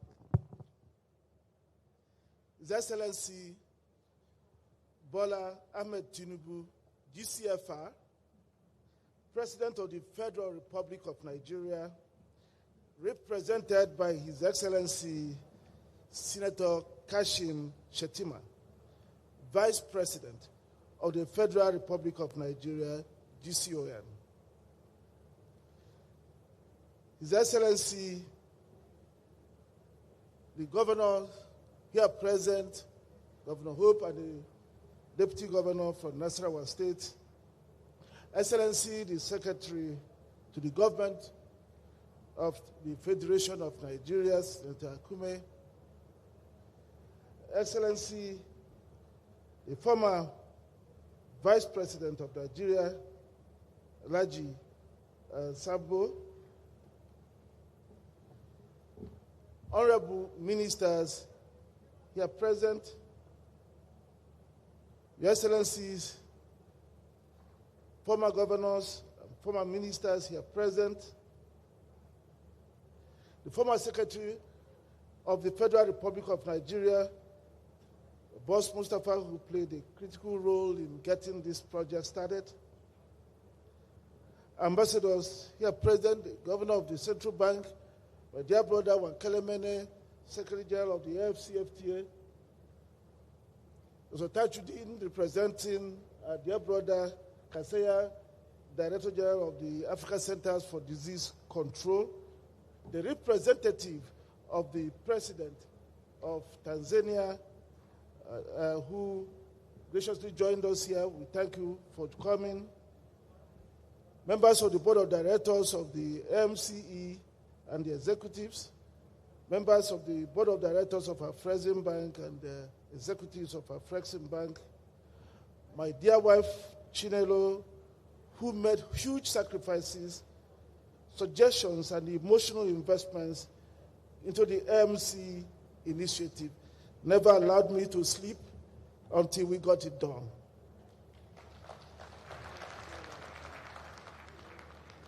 My family and my friends who supported, even during the difficult periods that led to this project. Distinguished ladies and gentlemen, and let me say, I would like to start on existing protocols. I know there are so many people that are here that I not mentioned, the Director General of Customs and quite a few people. But please, for the sake of time, let me just start on existing protocol. A few years ago, I woke up to a frantic early morning call from a friend of mine based here in Nigeria. He told me that his sister had fallen seriously ill and was hospitalized in her home state, Anambra. He said that it was a heart condition that severely constrained her breathing. She needed oxygen. But the challenge was that the hospital only had a rather rudimentary oxygen equipment, mere canisters. Inquiries had not revealed a better hospital to take his sister to. And he wanted my help. A few days later, I called to update him on my own inquiries and to check up on the situation, only to be told that the woman had died. In my shock, my head swelled with countless what-ifs. What if she had the right oxygen equipment? What if she had access to a specialist cardiologist? What if there was an intensive care facility nearby? What if she had access to a comprehensive diagnostic facility early on? I'm sure that many of us gathered here from different parts of Africa who have had somewhat similar experiences as my friends with varying degrees of outcomes. But you are so deeply religious that fatalism has become a universal painkiller.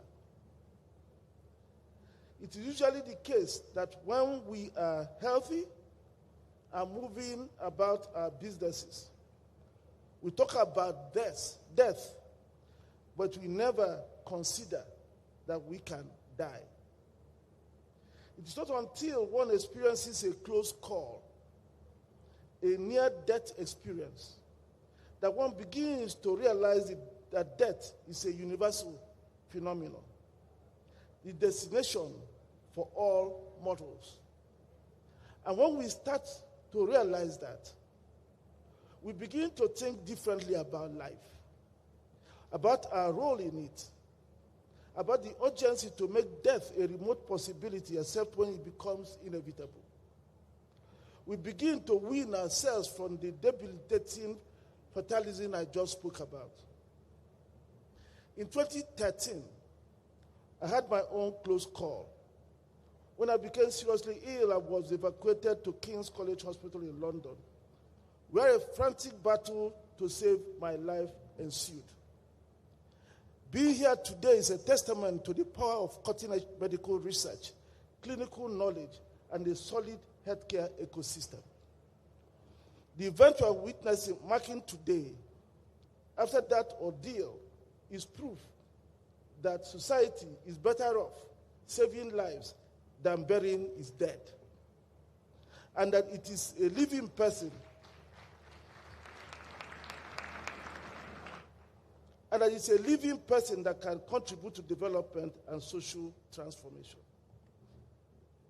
The almost one year I spent at the King's College Hospital battling my condition remains to date the most challenging phase of my life. Yet it proved the most revealing to me. Consistent with the cliche, experience is the best teacher. My experience taught me some important lessons about life and elevated my appreciation of life's higher purpose.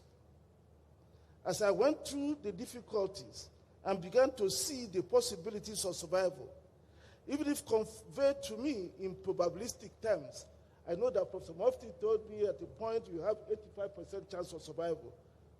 But that was, for me, very reassuring because I thought I didn't have any chance when I came. When I began to realize, I began to ponder, to ask again many what-if kind of questions. What if I was not a staff of Afreximbank? How could I have afforded the hundreds of thousands of pounds sterling for the treatment I received? What if I had the money, but no visa to facilitate expeditious evacuation to the UK? What if there was no King's College Hospital with the rich pool of diagnostic, medical equipment, and clinical expertise? What if people did not invest in the research that generated the new knowledge, protocols, and drugs used for my treatment? What if there were no systems that guaranteed the gallons of blood that I received?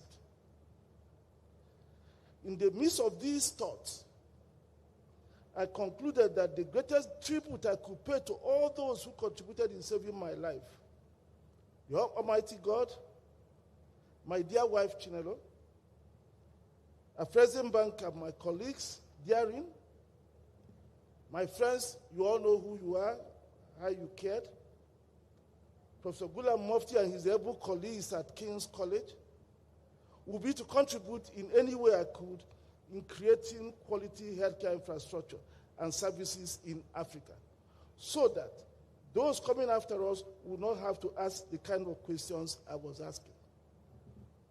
I concluded that one of the major contributions I could make to Africa would be to help Afreximbank to deliver on its health and medical strategy in every way I could. It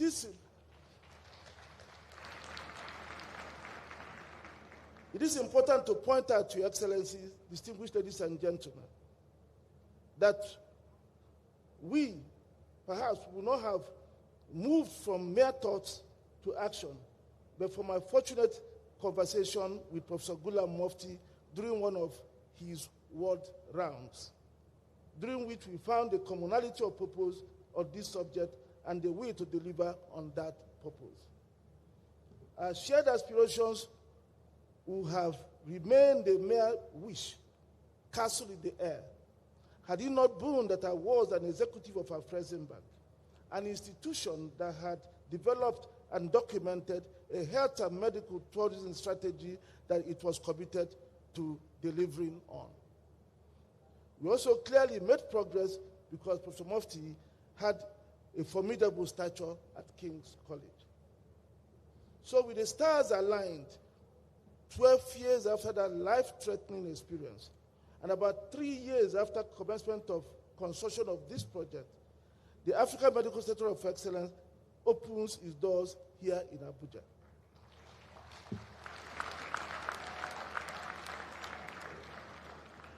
For me personally, it is like moving from a valley of despair and hopelessness to a mountain peak of hope and optimism. I'm sure that you can now appreciate why our vision for the African Medical Center of Excellence is not just to provide top-notch healthcare, but to also serve as a catalyst for the transformation of the African health sector. We want this AMCE and 2 or 3 others that will follow in other parts of Africa to make a bold statement to the world that Africa is finally taking its destiny in its hands in terms of healthcare sovereignty and contributions in setting global healthcare standards. I do not want to bore you with the capabilities of this hospital as you have seen them in the video. However, I will dwell on the big picture, the vision. And that big picture is that we want this initiative to lead in providing solutions to the African healthcare problems, namely the challenge of inadequate healthcare infrastructure, diagnostic facilities, and the billions of US dollars being expended in outbound medical tourism. And also to deal with the very limited research on diseases of interest to people of African descent. That's why we invested in building a cyclotron plant just over there. as part of the project, which has an 18 MeV proton capacity and which would supply very scarce radioactive isotopes for comprehensive cancer diagnosis and treatment to Nigeria and the rest of West and Central Africa. With the capability to produce radiopharmaceuticals, the cyclotron plant will also support the AMCE's ambition to participate in cutting-edge research, including developing new diagnostic agents and personalized treatment approaches, fostering innovation in medical science within Nigeria and the region. The AMCE will also serve as the largest and most diverse biobank in West Africa, enabling it to attract global and Pan-African partnership. And because we expect the AMCE to serve as a major domestic and international medical tourism destination, projected to attract over 350,000 patients over the next 5 years, we have committed to build and have commenced the development of long-stay residential facilities, doctors' clinics, research facilities, and also accommodation for those who will be working here, just over there, and the project has started at the cost of $150 million. In addition, we have also commenced steps to establish a medical and nursing school in partnership with King's College London. And I say thank you to all the people, the big delegation from King's who are here. We expect this to be the first ever campus of the College of Medicine and Nursing of King's College London in Africa.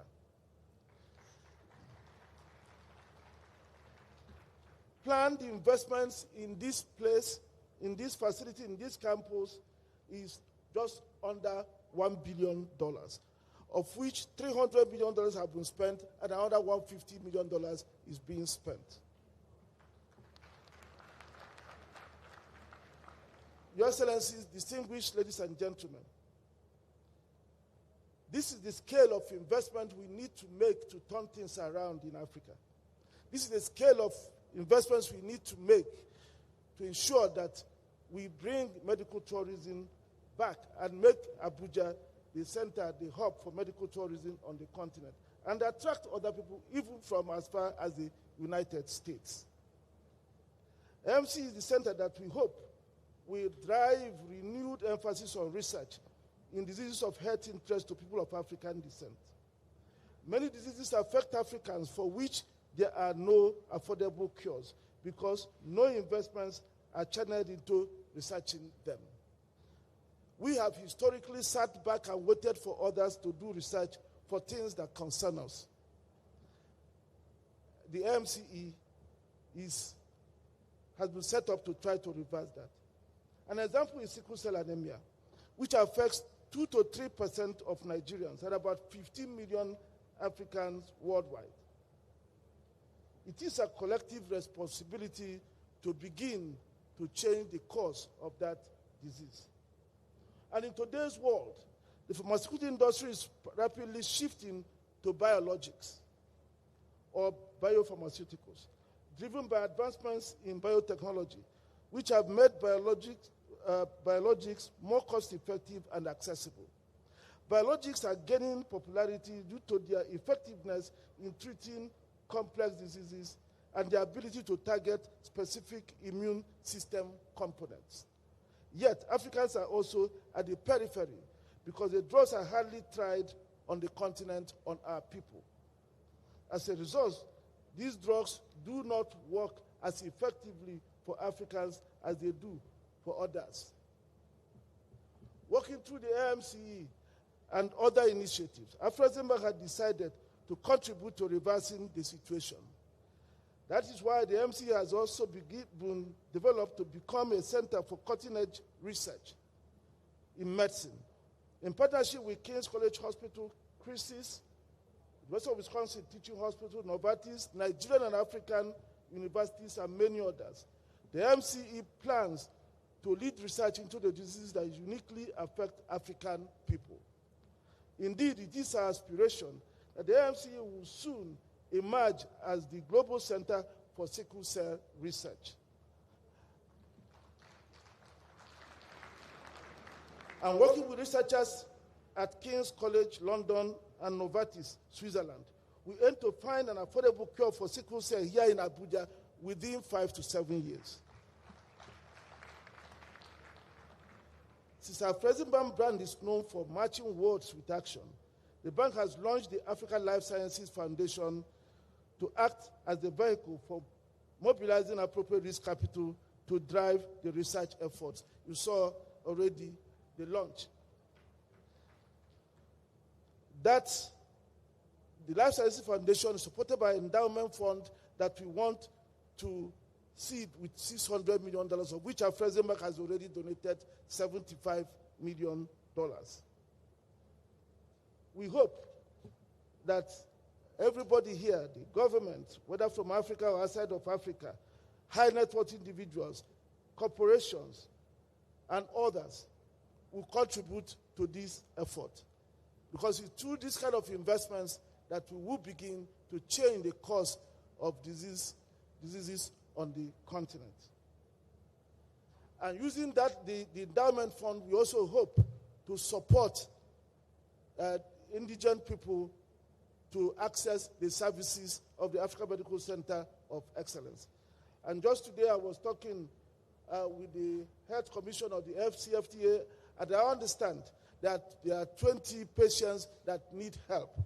And I'm sure that with this, we should be able to work with the FCFTA Health Commission to begin to resolve those cases and others.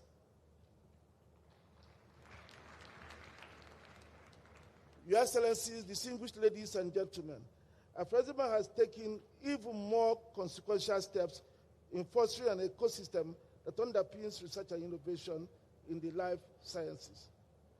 Towards that end, Afreximbank Group has launched venture capital investments in drugs that are under development and near market entry and commercialization. Why is it that there are no drugs, major drugs, for which Africans hold the IP? The Chinese started making this investment just a few years ago, and today they are almost leading in that field. Today we will be signing the first investment we will be making in this area with Mina Therapeutics. In that investment, our impact equity fund, FEDA, will join leading co-investors in new drugs in betting on the outcome of a drug development effort which is now under human trials. So, distinguished ladies and gentlemen, as you can see, today's event is not about sloganeering and generalizations. I thought I should use my remarks to set out why we are here and what we have achieved, and to galvanize everyone to commit to working with us to transform our health systems. The AMCE, Africa takes the destiny in its hands. And I would like to thank all those who, instead of being drained outside of Africa, are being drained back into Africa. We thank the about 200 staff, doctors, consultants from all over the world, especially from Africa, from Nigeria, who have joined us to staff the AMCE. And we look forward to also getting many of the doctors and specialists come here to provide services. In closing, let me take the opportunity to express our heartfelt appreciation to individuals who contributed to the development and delivery of this project. We express our profound gratitude to His Excellency President Bola Ahmed Tinubu and his able government for the unwavering commitment and support in delivering this project. I would like to put on record President Tinubu's swift response to resolving the challenges brought to his attention. It is thanks to his interventions that we are opening this hospital today. I remember we saw President Tinubu on January 1, raised many important issues. I was expecting it to be resolved in 2-3 months. By the time I got back to Cairo, our staff told me that those things were already being done. So we are really very grateful. We thank His Excellency Kashim Shettima, Vice President of the Federal Republic of Nigeria, for his trust and confidence in the work of the bank generally, not just this hospital, in many ways. And to me personally, you are really a dear brother, Vice President. And being here to grace the commissioning of this project, notwithstanding that the event fell on an important Muslim holiday, is to me very touching and remarkable. And I thank you. We thank the Secretary to the Government of the Federation, Senator George Akume, the Honorable Coordinating Minister of Economy and Finance, Wale Edun, the Honorable Minister of the Federal Capital Territory, Barrister Nelson Wike, the Honorable Coordinating Minister of Health and Special Services, Professor Mohammed Ali Pate, Honorable Minister of Foreign Affairs of Nigeria, Yusuf Batwatuga, the Honorable Minister of Power, Adebayo Adelabu, the leadership of the Federal Capital Development Authority, the Attorney General, Chief Latif Alasukomi Afabemi, the Chief of Staff to the President of Nigeria, Right Honorable Femi Odebiamila, the Chief of Staff to the Vice President, and other government officials and agencies, including the Nigerian Customs, especially the Controller, my dear schoolmate, Bashir Adewale Adeniyi, a great effort.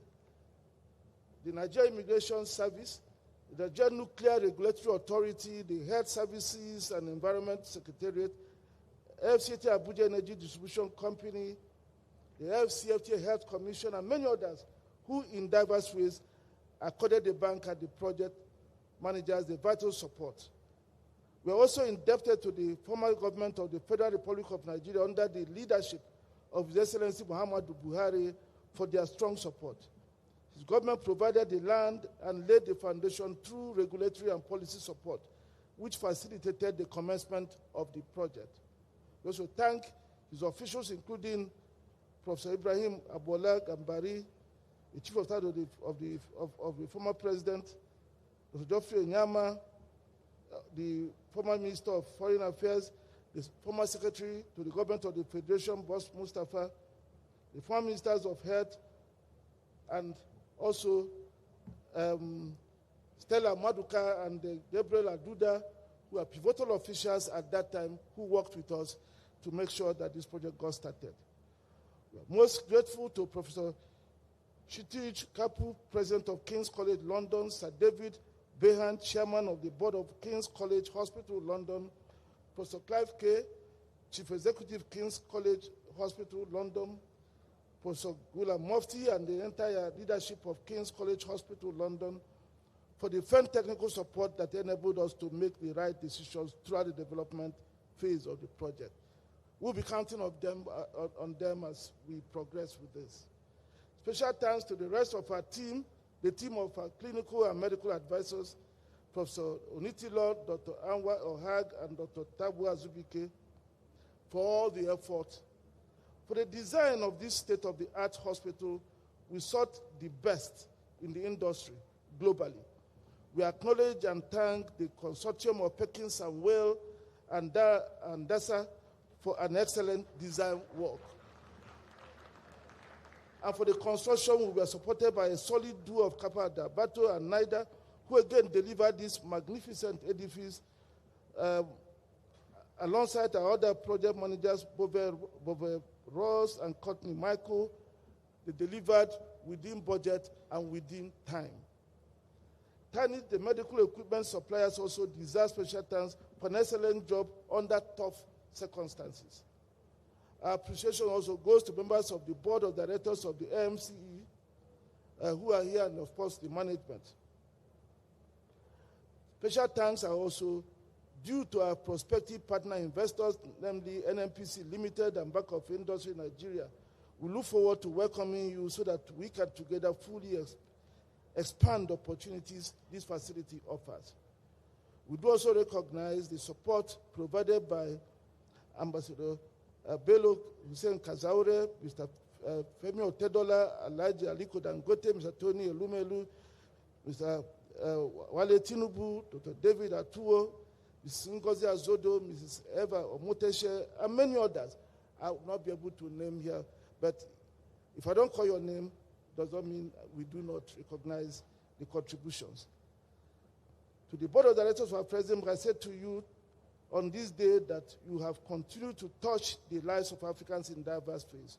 With this project, you give them hope to better healthcare and hope of longer lives.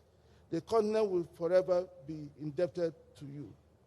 Allow me to also extend my profound appreciation to Mrs. Oluronti Doherty and her team at Afreximbank.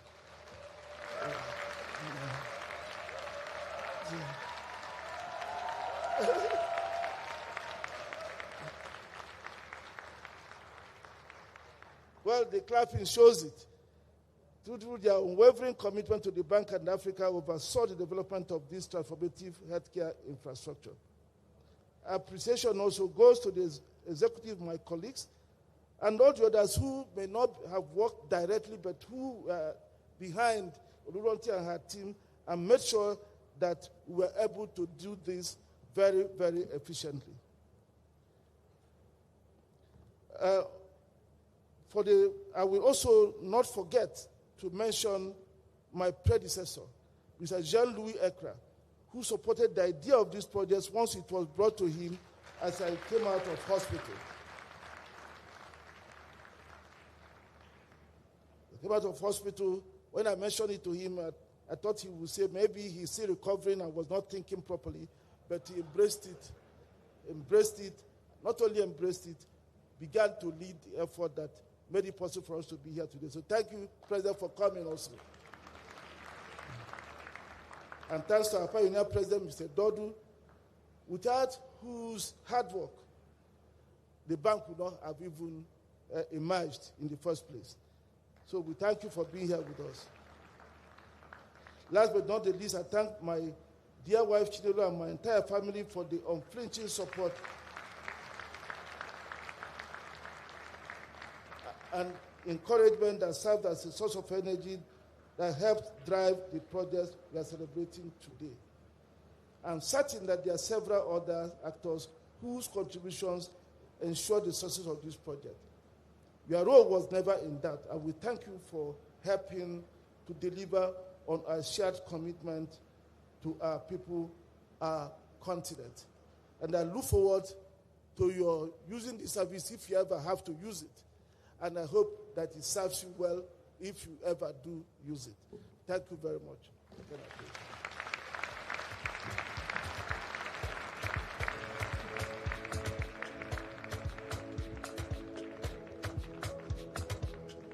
Now, as Professor Orama nears the close of his remarkable tenure at the head of Afreximbank, this center stands tall as part of his lasting legacy, a powerful reminder of what's possible when vision meets purpose.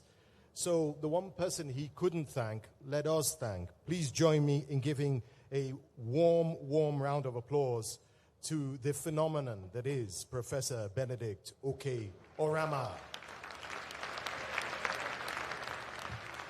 Now, I promise Your Excellency, Mr. Vice President, don't get up yet, because I was supposed to introduce you, and I was really looking forward to telling everybody of the groundbreaking free and maternal care program that you did as governor, that covered every childbirth expense, even C-sections, and made sure that new mothers received food packs as well. You also, do you know that over 4,000 babies were safely delivered in just 8 months? I also wanted to mention that 60 young women that you sent abroad to study medicine, 58 came back. Maybe a few of them can be in this hospital. And now, as a vice president, I also wanted to tell everybody that you continue to champion bold reforms. You're leading the charge for private sector investment and supporting the ambitious goal of building 8,800 new primary healthcare centers across Nigeria. But I didn't have the time to tell them. I'm sorry. And they found someone much, much better to introduce you. So I'm going to call him on the stage. He too plays a pivotal role in advancing national development. He's got a strong commitment to public service. He supports key initiatives in healthcare reforms. I want you to give a warm round of applause to His Excellency Senator George Akume, CON, Secretary of the Government of the Federation of Nigeria.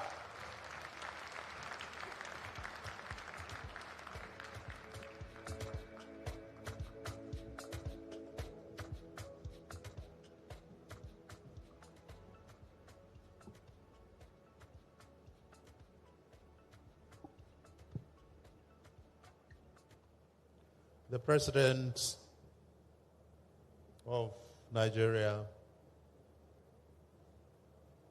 His Excellency Bola Ahmed Tinubu GCFR, ably represented by our dear Vice President, His Excellency Kashim Shettima GCON, His Excellency the Governor of Imo State and Chairman Progressive Governors Forum, the former Vice President Namandis Sambo, His Excellency President Rahman, accompanied by his dear wife, the Minister of Health, Tanzania, members of the Federal Executive Council, members of the Diplomatic Corps, the Governor of the Central Bank of Nigeria, captains of industry, former governors, senators, former SGF Boss Mustafa, our foreign partners, Your Royal Highnesses,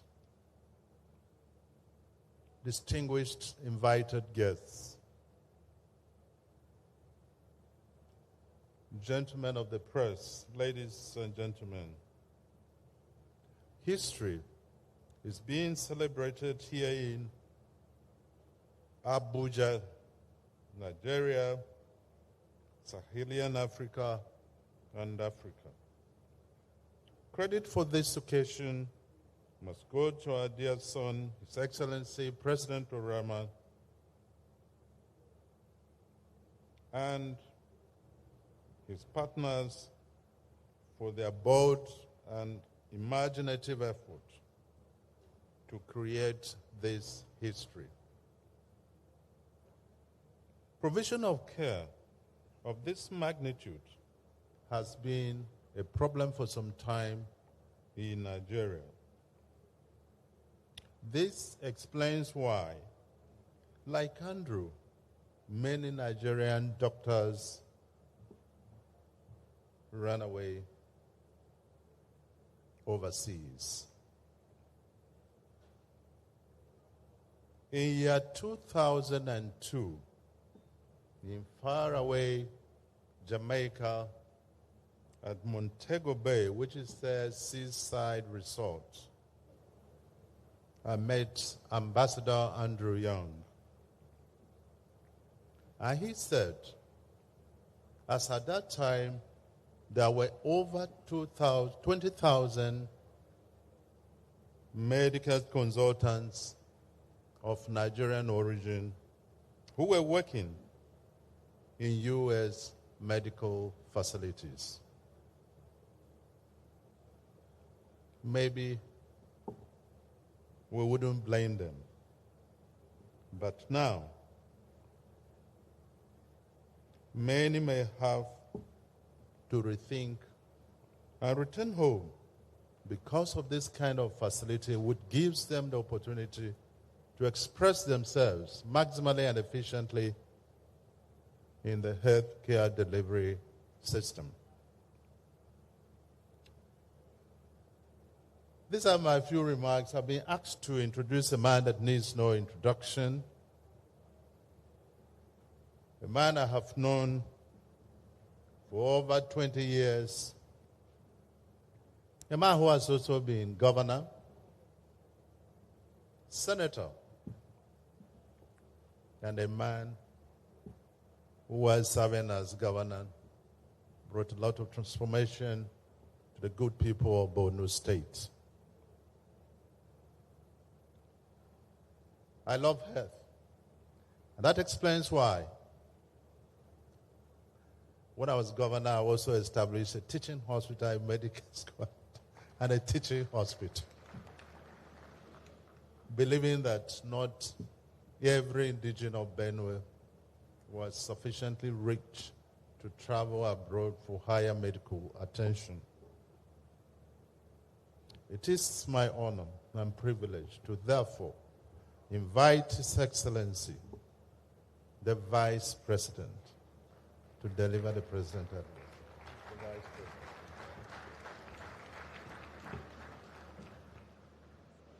Please, you can kindly sit down, please.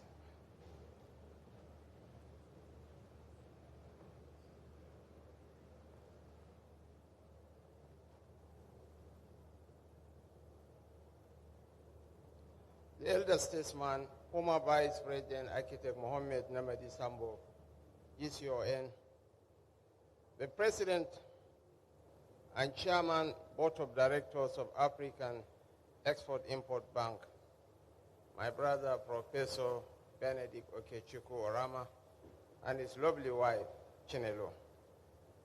My very good friend, the hope of the nation, His Excellency Hope Uzodimma, Chairman, Progressive Governors Forum and Governor of Imo State. His Excellency Dr. Emmanuel Akabe, Deputy Governor of Nasarawa State. Secretary to the Government of the Federation, a card with 9 lives, Senator George Akume. I would like to weaponize the Honorable Minister of Finance and Coordinating Minister of the Economy, Mr. Wale Edun, to recognize and appreciate all my colleagues in the Federal Executive Council. Honorable Janista J. Magama, Minister of Health, United Republic of Tanzania, Mr. Olayemi Cardoso, Governor of the Central Bank of Nigeria, my very good friend, the British High Court of Nigeria, the cerebral Mr. Richard Montgomery. I would like to weaponize you to recognize and appreciate all members of the diplomatic corps. And Professor of Hemato-Oncology, King's College London, Professor Ghulam Mufti, your speech was very inspirational. It was a moving speech right from the heart. And your very dear wife. Former governors of Ekiti and Cross River State, we call him JFK. Not the American one, but our own version, John Kayode Fayemi and Mr. Donald Duke. Former Secretary to the Government of the Federation, Mr. Boss Gida Mustafa. Secretary General African Continental Free Trade Area, Mr. Wamkele Mene. Heads of federal government agencies and senior government officials present here. Captains of industry, I saw Mr. Wale Tinubu and Catherine Uju. And of course, Toyin Saraki, my very good sister. The management, staff, and senior officials of the African Medical Center of Excellence, development partners, honored guests, members of the press, distinguished ladies and gentlemen. There are moments in the life of a nation that seem to echo beyond borders and beyond time. Today is one of such moments. We are not just here to unveil a structure of steel and bricks. We gather to unveil our collective refusal to accept medical vulnerability as our destiny.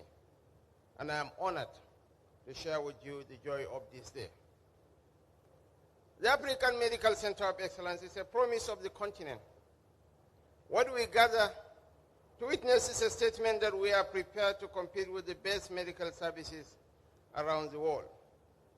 So I must pay tribute to Afreximbank and its visionary president, Professor Benedict Okechukwu Orama, for seeing what many dared not to dream. I salute the partnership with King's College Hospital and the brilliant minds behind this medical renaissance. This is what becomes possible when institutions rise to African challenges with African solutions. We are not gathered here because we lack hospitals. Far from it. We are here because the pursuit of excellence is endless. We are gathered because we refuse to accept mediocrity as our destiny. When we took office 2 years ago, we set out to break the cycle of dysfunction in our health care system. Mr. President signed an executive order to unlock the healthcare value chain, making room for local manufacturers, domestic innovators, and private sector partners like you. The President also launched a presidential initiative to unlock the healthcare value chain, to intensify pharmaceutical production, regulatory systems, and access to diagnosis. But our efforts did not end there. In December 2023, we launched the Nigerian Health Sector Renewal Investment Initiative. That initiative secured over $2.2 billion in health sector commitments with clear, measurable targets to renovate over 17,000 primary health centers, train 120,000 frontline health workers, and double health insurance coverage within 3 years. These are not aspirations. These are milestones already in motion. We believe that no innovation or intervention in our health sector will endure unless we build the systems that sustain them. Through the renewed Hope Infrastructure Development Fund, we are investing in the roads, power, and connectivity that breathe life into health facilities. Because a world-class hospital cannot function on a dirt road, and no MRI machine works without stable electricity. So the African Center of Excellence could not have come at a better time. It will benefit from the investments and reforms we have championed. And it is also a reminder that the ultimate measure of a functional nation is the synergy between the government and private sector players to co-create solutions. The pace you are here to set shall serve as a template for those who truly seek excellence in their service delivery, even beyond the health sector. I am also proud that Nigeria hosts the largest stem cell laboratory now in West Africa, located within this center. With your planned medical and nursing school on this campus, and with partners ranging from King's College London to the University of Wisconsin, you are laying the foundation for a new generation of African medical specialists. Specialists who will no longer be exported, but empowered at home, from Japa to Japada. And the chief nursing officer of this hospital, Mrs. Gloria Roran, is a testimony to this beautiful initiative. I assure you that the present administration will continue to support this initiative, not as a charity, but as a strategy. We are committed to seeing this ecosystem grow to include a teaching hospital, a nursing school, and residencies for medical staff. Because this is not just a place to treat the sick. It is a place to... Excellencies, distinguished ladies and gentlemen, nations do not rise by miracle.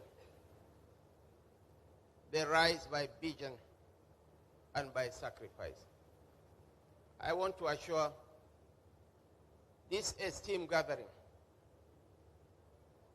that our president is determined to redefine the meaning and concept of modern governance. In the past 2 years, he had the courage and conviction to take far-reaching decisions that Nigerians yet unborn in the fullness of time will come to celebrate and appreciate him. So once again, I must commend Afreximbank and my brother, Professor Orama, King's College Hospital, and all partners who have made this day possible. And to every young student who may one day walk these halls in a white coat, I say, remember the task upon you. Thank you. God bless the Federal Republic of Nigeria. God bless the United Republic of Tanzania. And God bless the continent of Africa.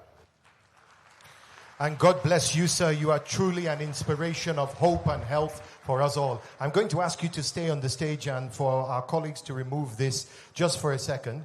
So if you can quickly remove the podium. Then I'm going to invite President Orama just to join your two brothers in arms, in health arms, just to take the obligatory photo. I hope my photographers are standing by.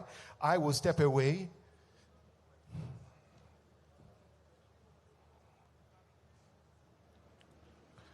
Ladies and gentlemen, there it is. What a wonderful photo. Amazing stuff.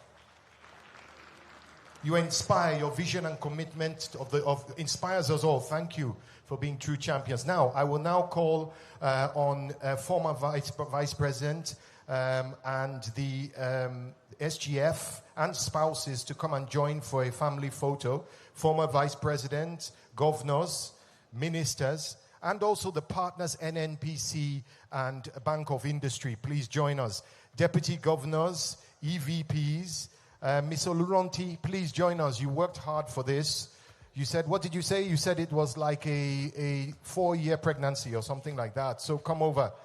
Afreximbank board, AMCE board, AMCE CEO, and of course our brothers from London, King's College. Please join us. The King's College group, please join us here. Professor Mofti, please, you have to join. Professor Mofti, the surgeon who was Prof's surgeon, and so some people can step down here. If we step forward, we can use yes, we can stand here. Wonderful. Yes. Where is Wamkele Mene?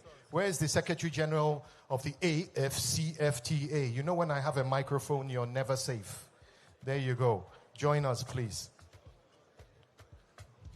So if there are any more EVPs, governors, former vice presidents, ministers, and their spouses, partners, deputy governors, please join us here for this.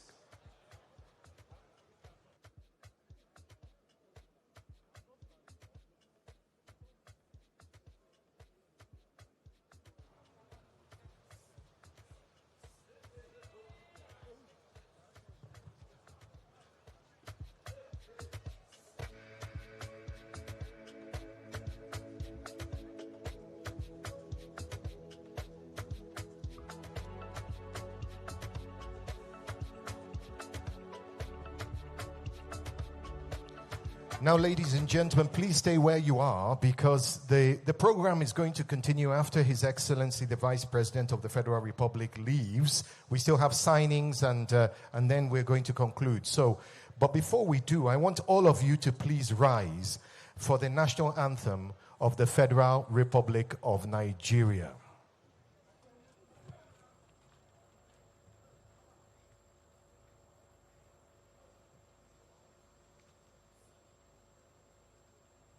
Nigeria, we hail thee, our own dear native land.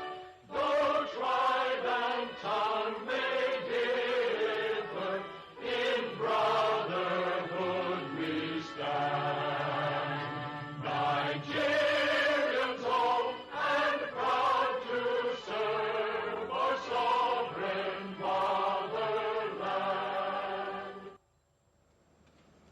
Okay, ladies and gentlemen, a round of applause. Now we will allow His Excellency to vacate, but please stay at your chairs. Do not move, please, because the program continues. The program continues after this. So allow him, please, to leave, and please stay. There's not much more to go. There's just a few signings and a cultural performance that will blow your mind. But for now, please allow His Excellency to vacate the venue.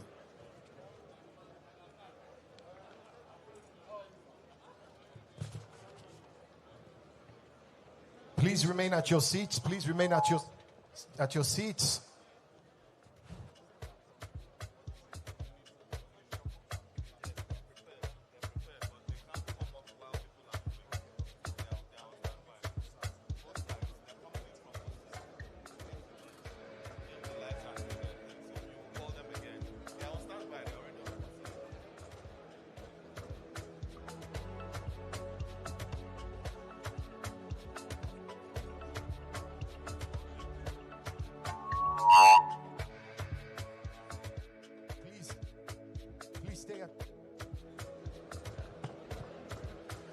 please remain at your seats because the program is continuing. The program is continuing. Please remain at your seats.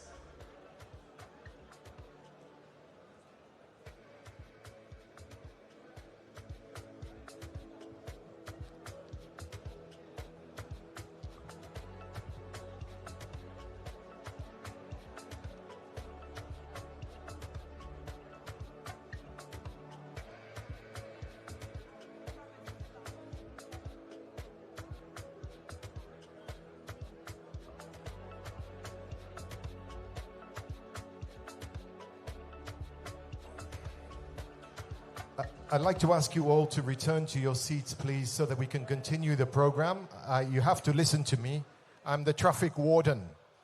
Therefore, my voice carries weight. So please, go back to your seats so we can continue the program. There's a bit more, and you'll be happy to stay, that you stayed. So please, return to your seats so we can continue the program. The Vice President has now left, as I understand it.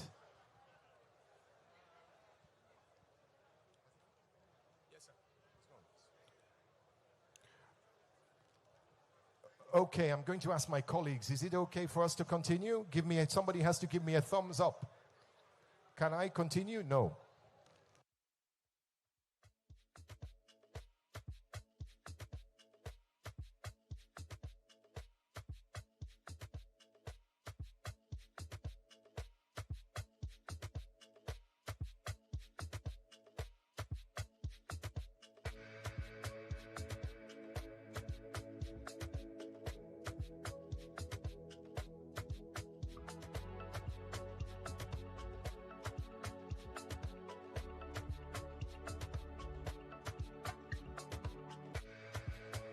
Ladies and gentlemen, please take your seats. We need to continue the program.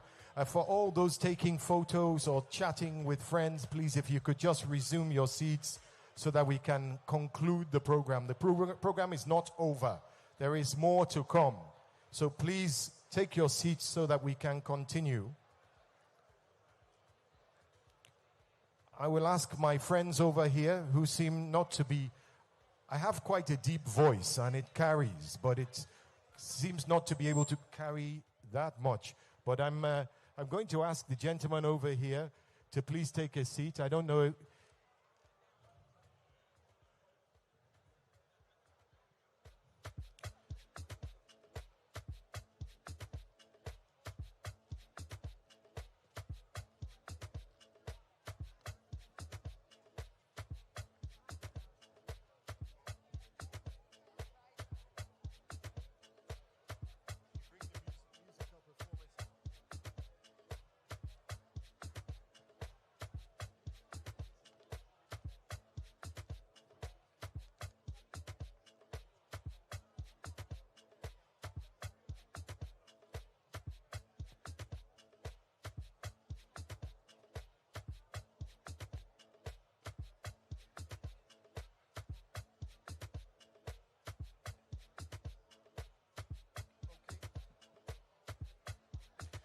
Okay, ladies and gentlemen, there is a couple of more things on the program. You'll be happy that you stayed. Now, could I have your attention, please? Could I have your attention? Can I call the room to order, ladies and gentlemen? Can you look at me? Can you hear me?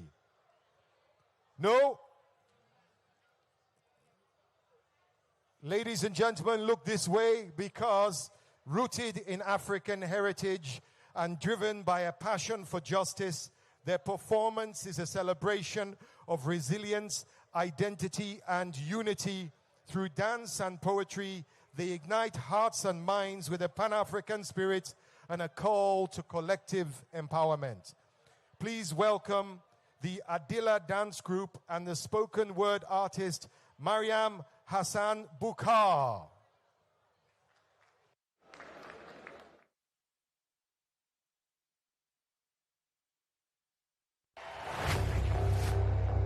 This is Adila's acrobatic production.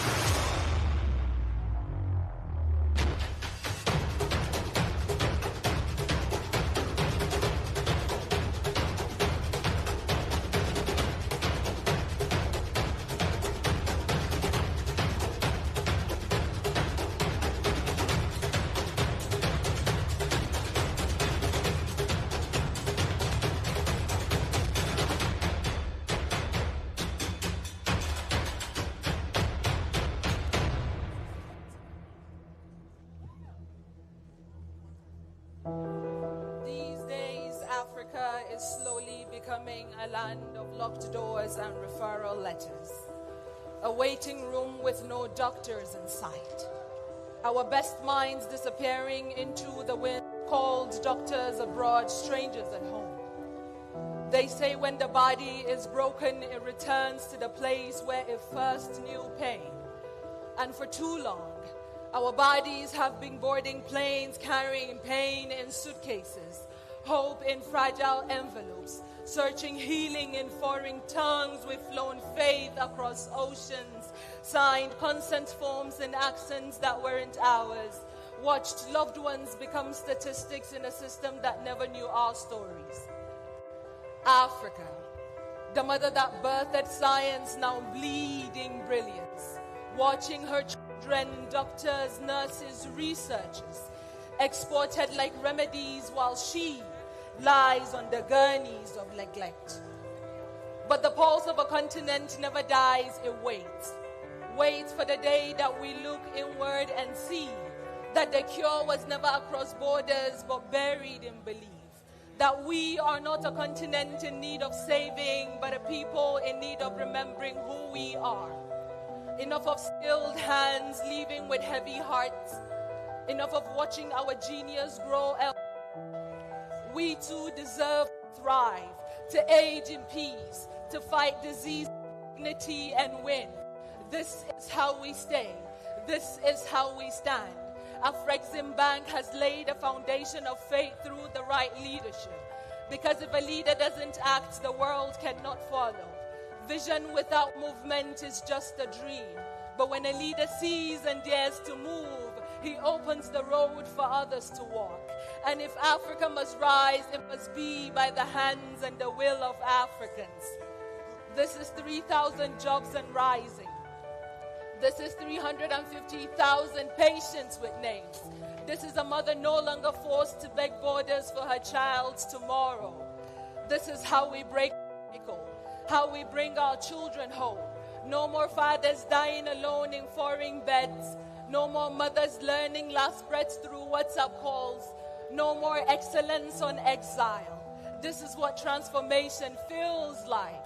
A continent no longer bleeding brilliance, instead choosing to build cathedrals of care, and AMCE is the altar where sickle cell will be seen, studied, and solved, and cancer will be a question we are unafraid to answer.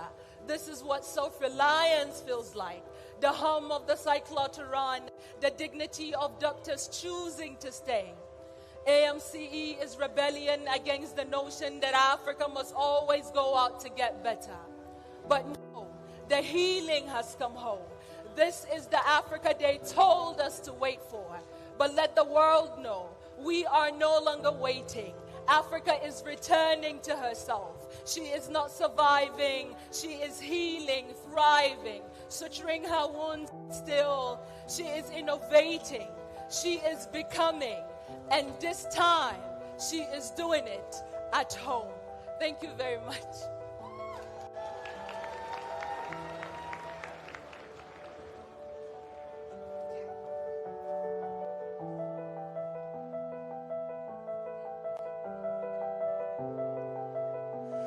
Ladies and gentlemen, look at those young people who danced and spoke for you, for you. I hope you're in your seat. I hope you respected them and listened to them. Very, very powerful words. Give a round of applause again to the Adila Dance Group and the spoken word. She calls herself a poet vocate. Mariam Hassan Bokar, ladies and gentlemen. Now, if I could ask my colleagues to bring the table. We have a couple of signings to get through. So very, very quickly bring the table and the chairs. In the meantime, I'm going to ask all of you to take your seats. It's proving very difficult. I know my good brothers over here from King's College, you are sitting. Thank you very much. You will be invited back to anything that I moderate. Who else do I like? Okay, my sister from Tanzania. She's also sitting down over there. Good example. And my brothers over there as well. I appreciate it. Please take a seat.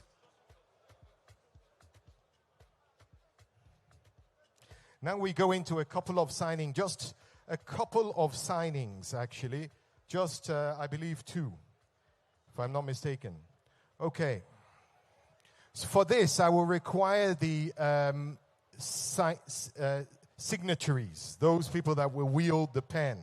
So could I invite up, this is the signing of a 75 million euro financing term sheet between Afreximbank and BOI of Nigeria, Bank of Industry, to support local manufacturers under the Presidential Initiative for Unlocking the Healthcare Value Chain.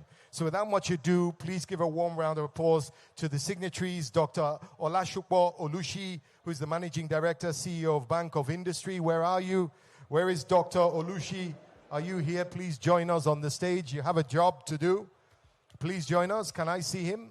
I don't have sight of him at the moment. Bank of Industry.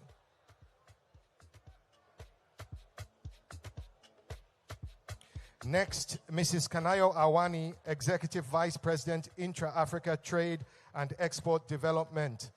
Mrs. Kanayo Awani, please, Kanayo, join us. I think I saw you at the back there. There you are, wonderful. And making up your trio is my dear friend, Dr. Abdul Mukhtar, National Coordinator, the Presidential Initiative for Unlocking the Healthcare Value Chain, PVAC. There you go. Ladies and gentlemen, give the first signees a round of applause, please. And as the lawyers do the needful with the pens and the documents and everything, I'm going to ask you to sit. And whilst they are signing, just continue, ignore me, and do what you have to do. So as you are signing, you know how these things work. Everyone has to sign the document. They have to exchange them, and the shake of the hand means it's happening. But what are they signing?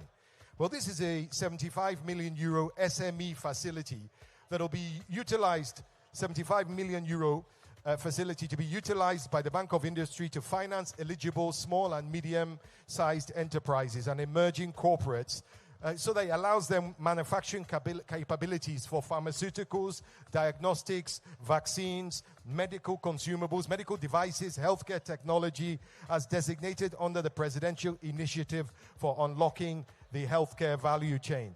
Now, that initiative, PVAC, was established by His Excellency President Bola Ahmed Tinubu in October 2023. And the plan is to revolutionize Nigeria's healthcare value chain through strategic, actionable targets designed to enhance the national health infrastructure and services. The PVAC initiative is designed within an overarching health transformation framework that includes a focus on effective governance, improving population health outcomes, health security and resilience, and, ladies and gentlemen, it is signed, give them a round of applause, please, the 75 million euro financing term sheet between Afreximbank and Nigeria's Bank of Industry. Pen has been put on paper, is official. Thank you very much. Now, we will move on, and I would like to invite the signatories.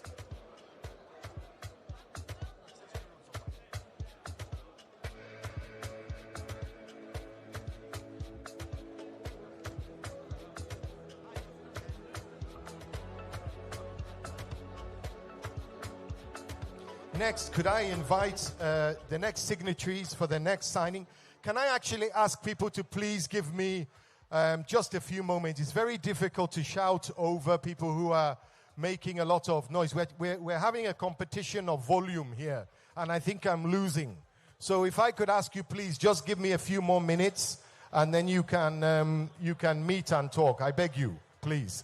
Okay, next, I will invite Marlene Ngoye, who's the CEO of FEDA, and Robert Habib, Mr. Robert Habib, CEO of Mina Therapeutics, to be the signatories for the next term sheet. And this is a term sheet between FEDA and Mina Holdings on the first Afreximbank Group venture capital investment in drug development and commercialization. Now, FEDA, Afreximbank, and Mina Therapeutics are collaborating to contribute in addressing the high burden of sickle cell disease and other genetic diseases in Africa. I would say that in this whole room, there's not a single African, including myself, that doesn't know someone that either has sickle cell or has passed away from sickle cell. It's a huge problem, and we are addressing that problem right here. Mina is pioneering UK-based bioscience. It's a UK-based bioscience company specializing in RNA therapeutics. You can go ahead and start your signing. With primary focus on addressing high-burden diseases such as sickle cell disease and other genetic diseases. Now, with Africa accounting for 66% of the global burden of sickle cell disease. I'll say that again. 66% of sickle cell is in Africa, right? Mina's breakthroughs offer a transformative opportunity to address a very critical healthcare challenge here in Africa through innovation. Now, the company has successfully achieved preclinical proof of concept for its lead candidate. It's called MTL-HBG, discharging key technical risks ahead of clinical development. And Mina is currently seeking financing to advance its research and development pipeline. What you're seeing here, this term sheet, forms the foundation for that, for a broader strategic partnership between FEDA, Mina Therapeutics, and it's aligning the bank's health and medical tourism program, Afreximbank's HMTP, and the development goals of FEDA. Signed by Marlene Ngoye, CEO of FEDA, Robert Habib, CEO of Mina Therapeutics. Ladies and gentlemen, it is signed. Round of applause, please.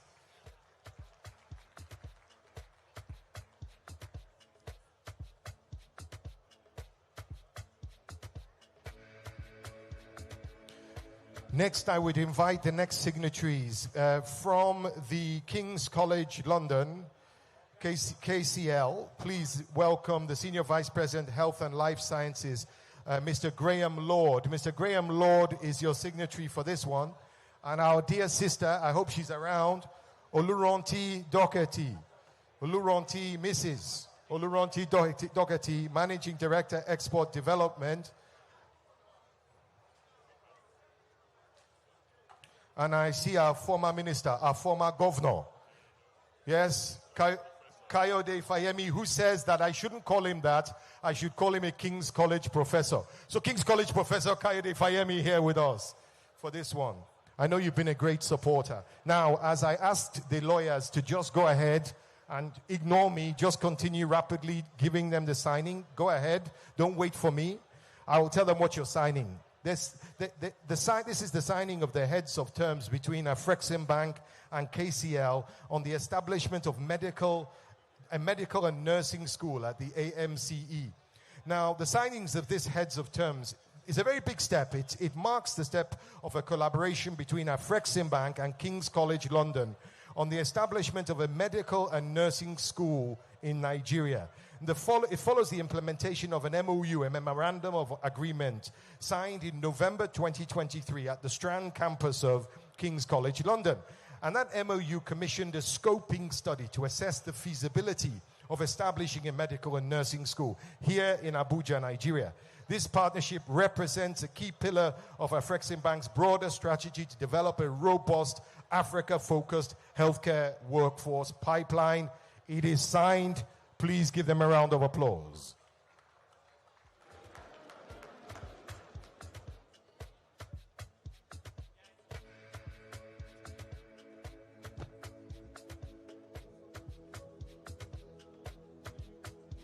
Congratulations. Now, your last one of the day, I will call Mr. Diedon Evu Meku, who is the president of BDEAC. Mr. Diodone Evu Meku, president BDEAC, who is, yes, thank you, wonderful. And then Prof, I need your help. Professor Rama. I need your assistance. I need your help on this one. We have to tag team this one. So please welcome His Excellency Professor Benedict Orama, President and Chairman of the Board of Directors, Afreximbank, the other signatory.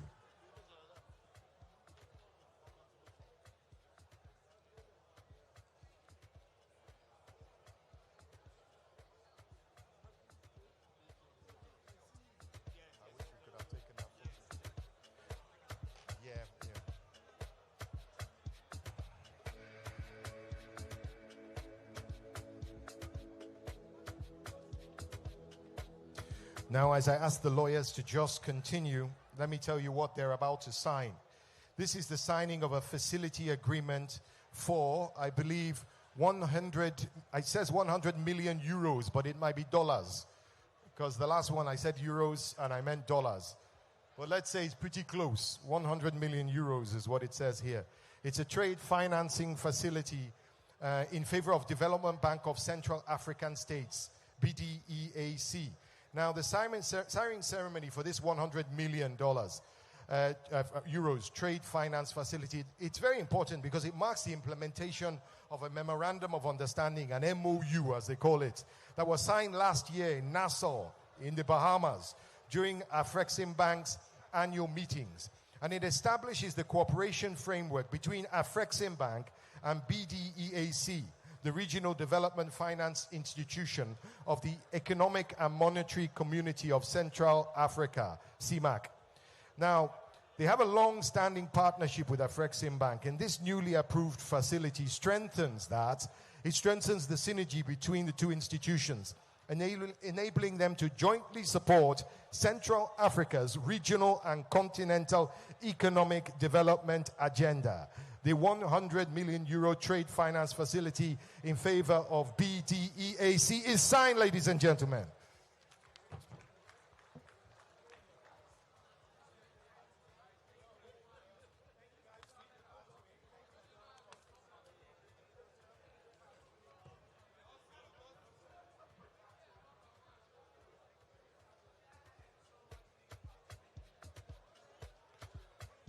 Okay, as the president leaves the stage, I will ask, I think that's it for the signings.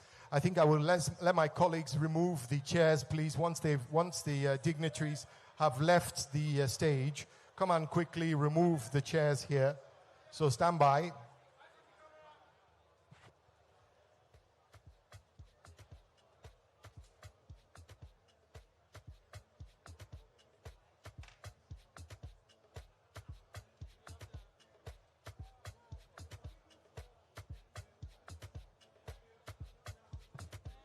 That concludes the signings, and now, as Professor Orama takes his seat for what can only be the conclusion of what has been an amazing day. Thank you, Professor Orama. Thank you. Now, today we launched not just a hospital, but we launched a movement.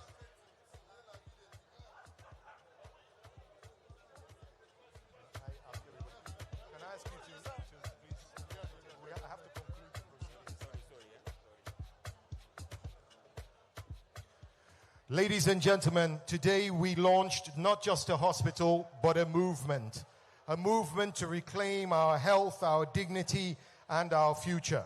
The African Medical Center of Excellence is a testament to what is possible when vision meets action, when partnerships transcend boundaries, and when Africa invests in itself. As we proceed, let us remember that this is only the beginning. The doors are now open at the AMCE, but it will only grow.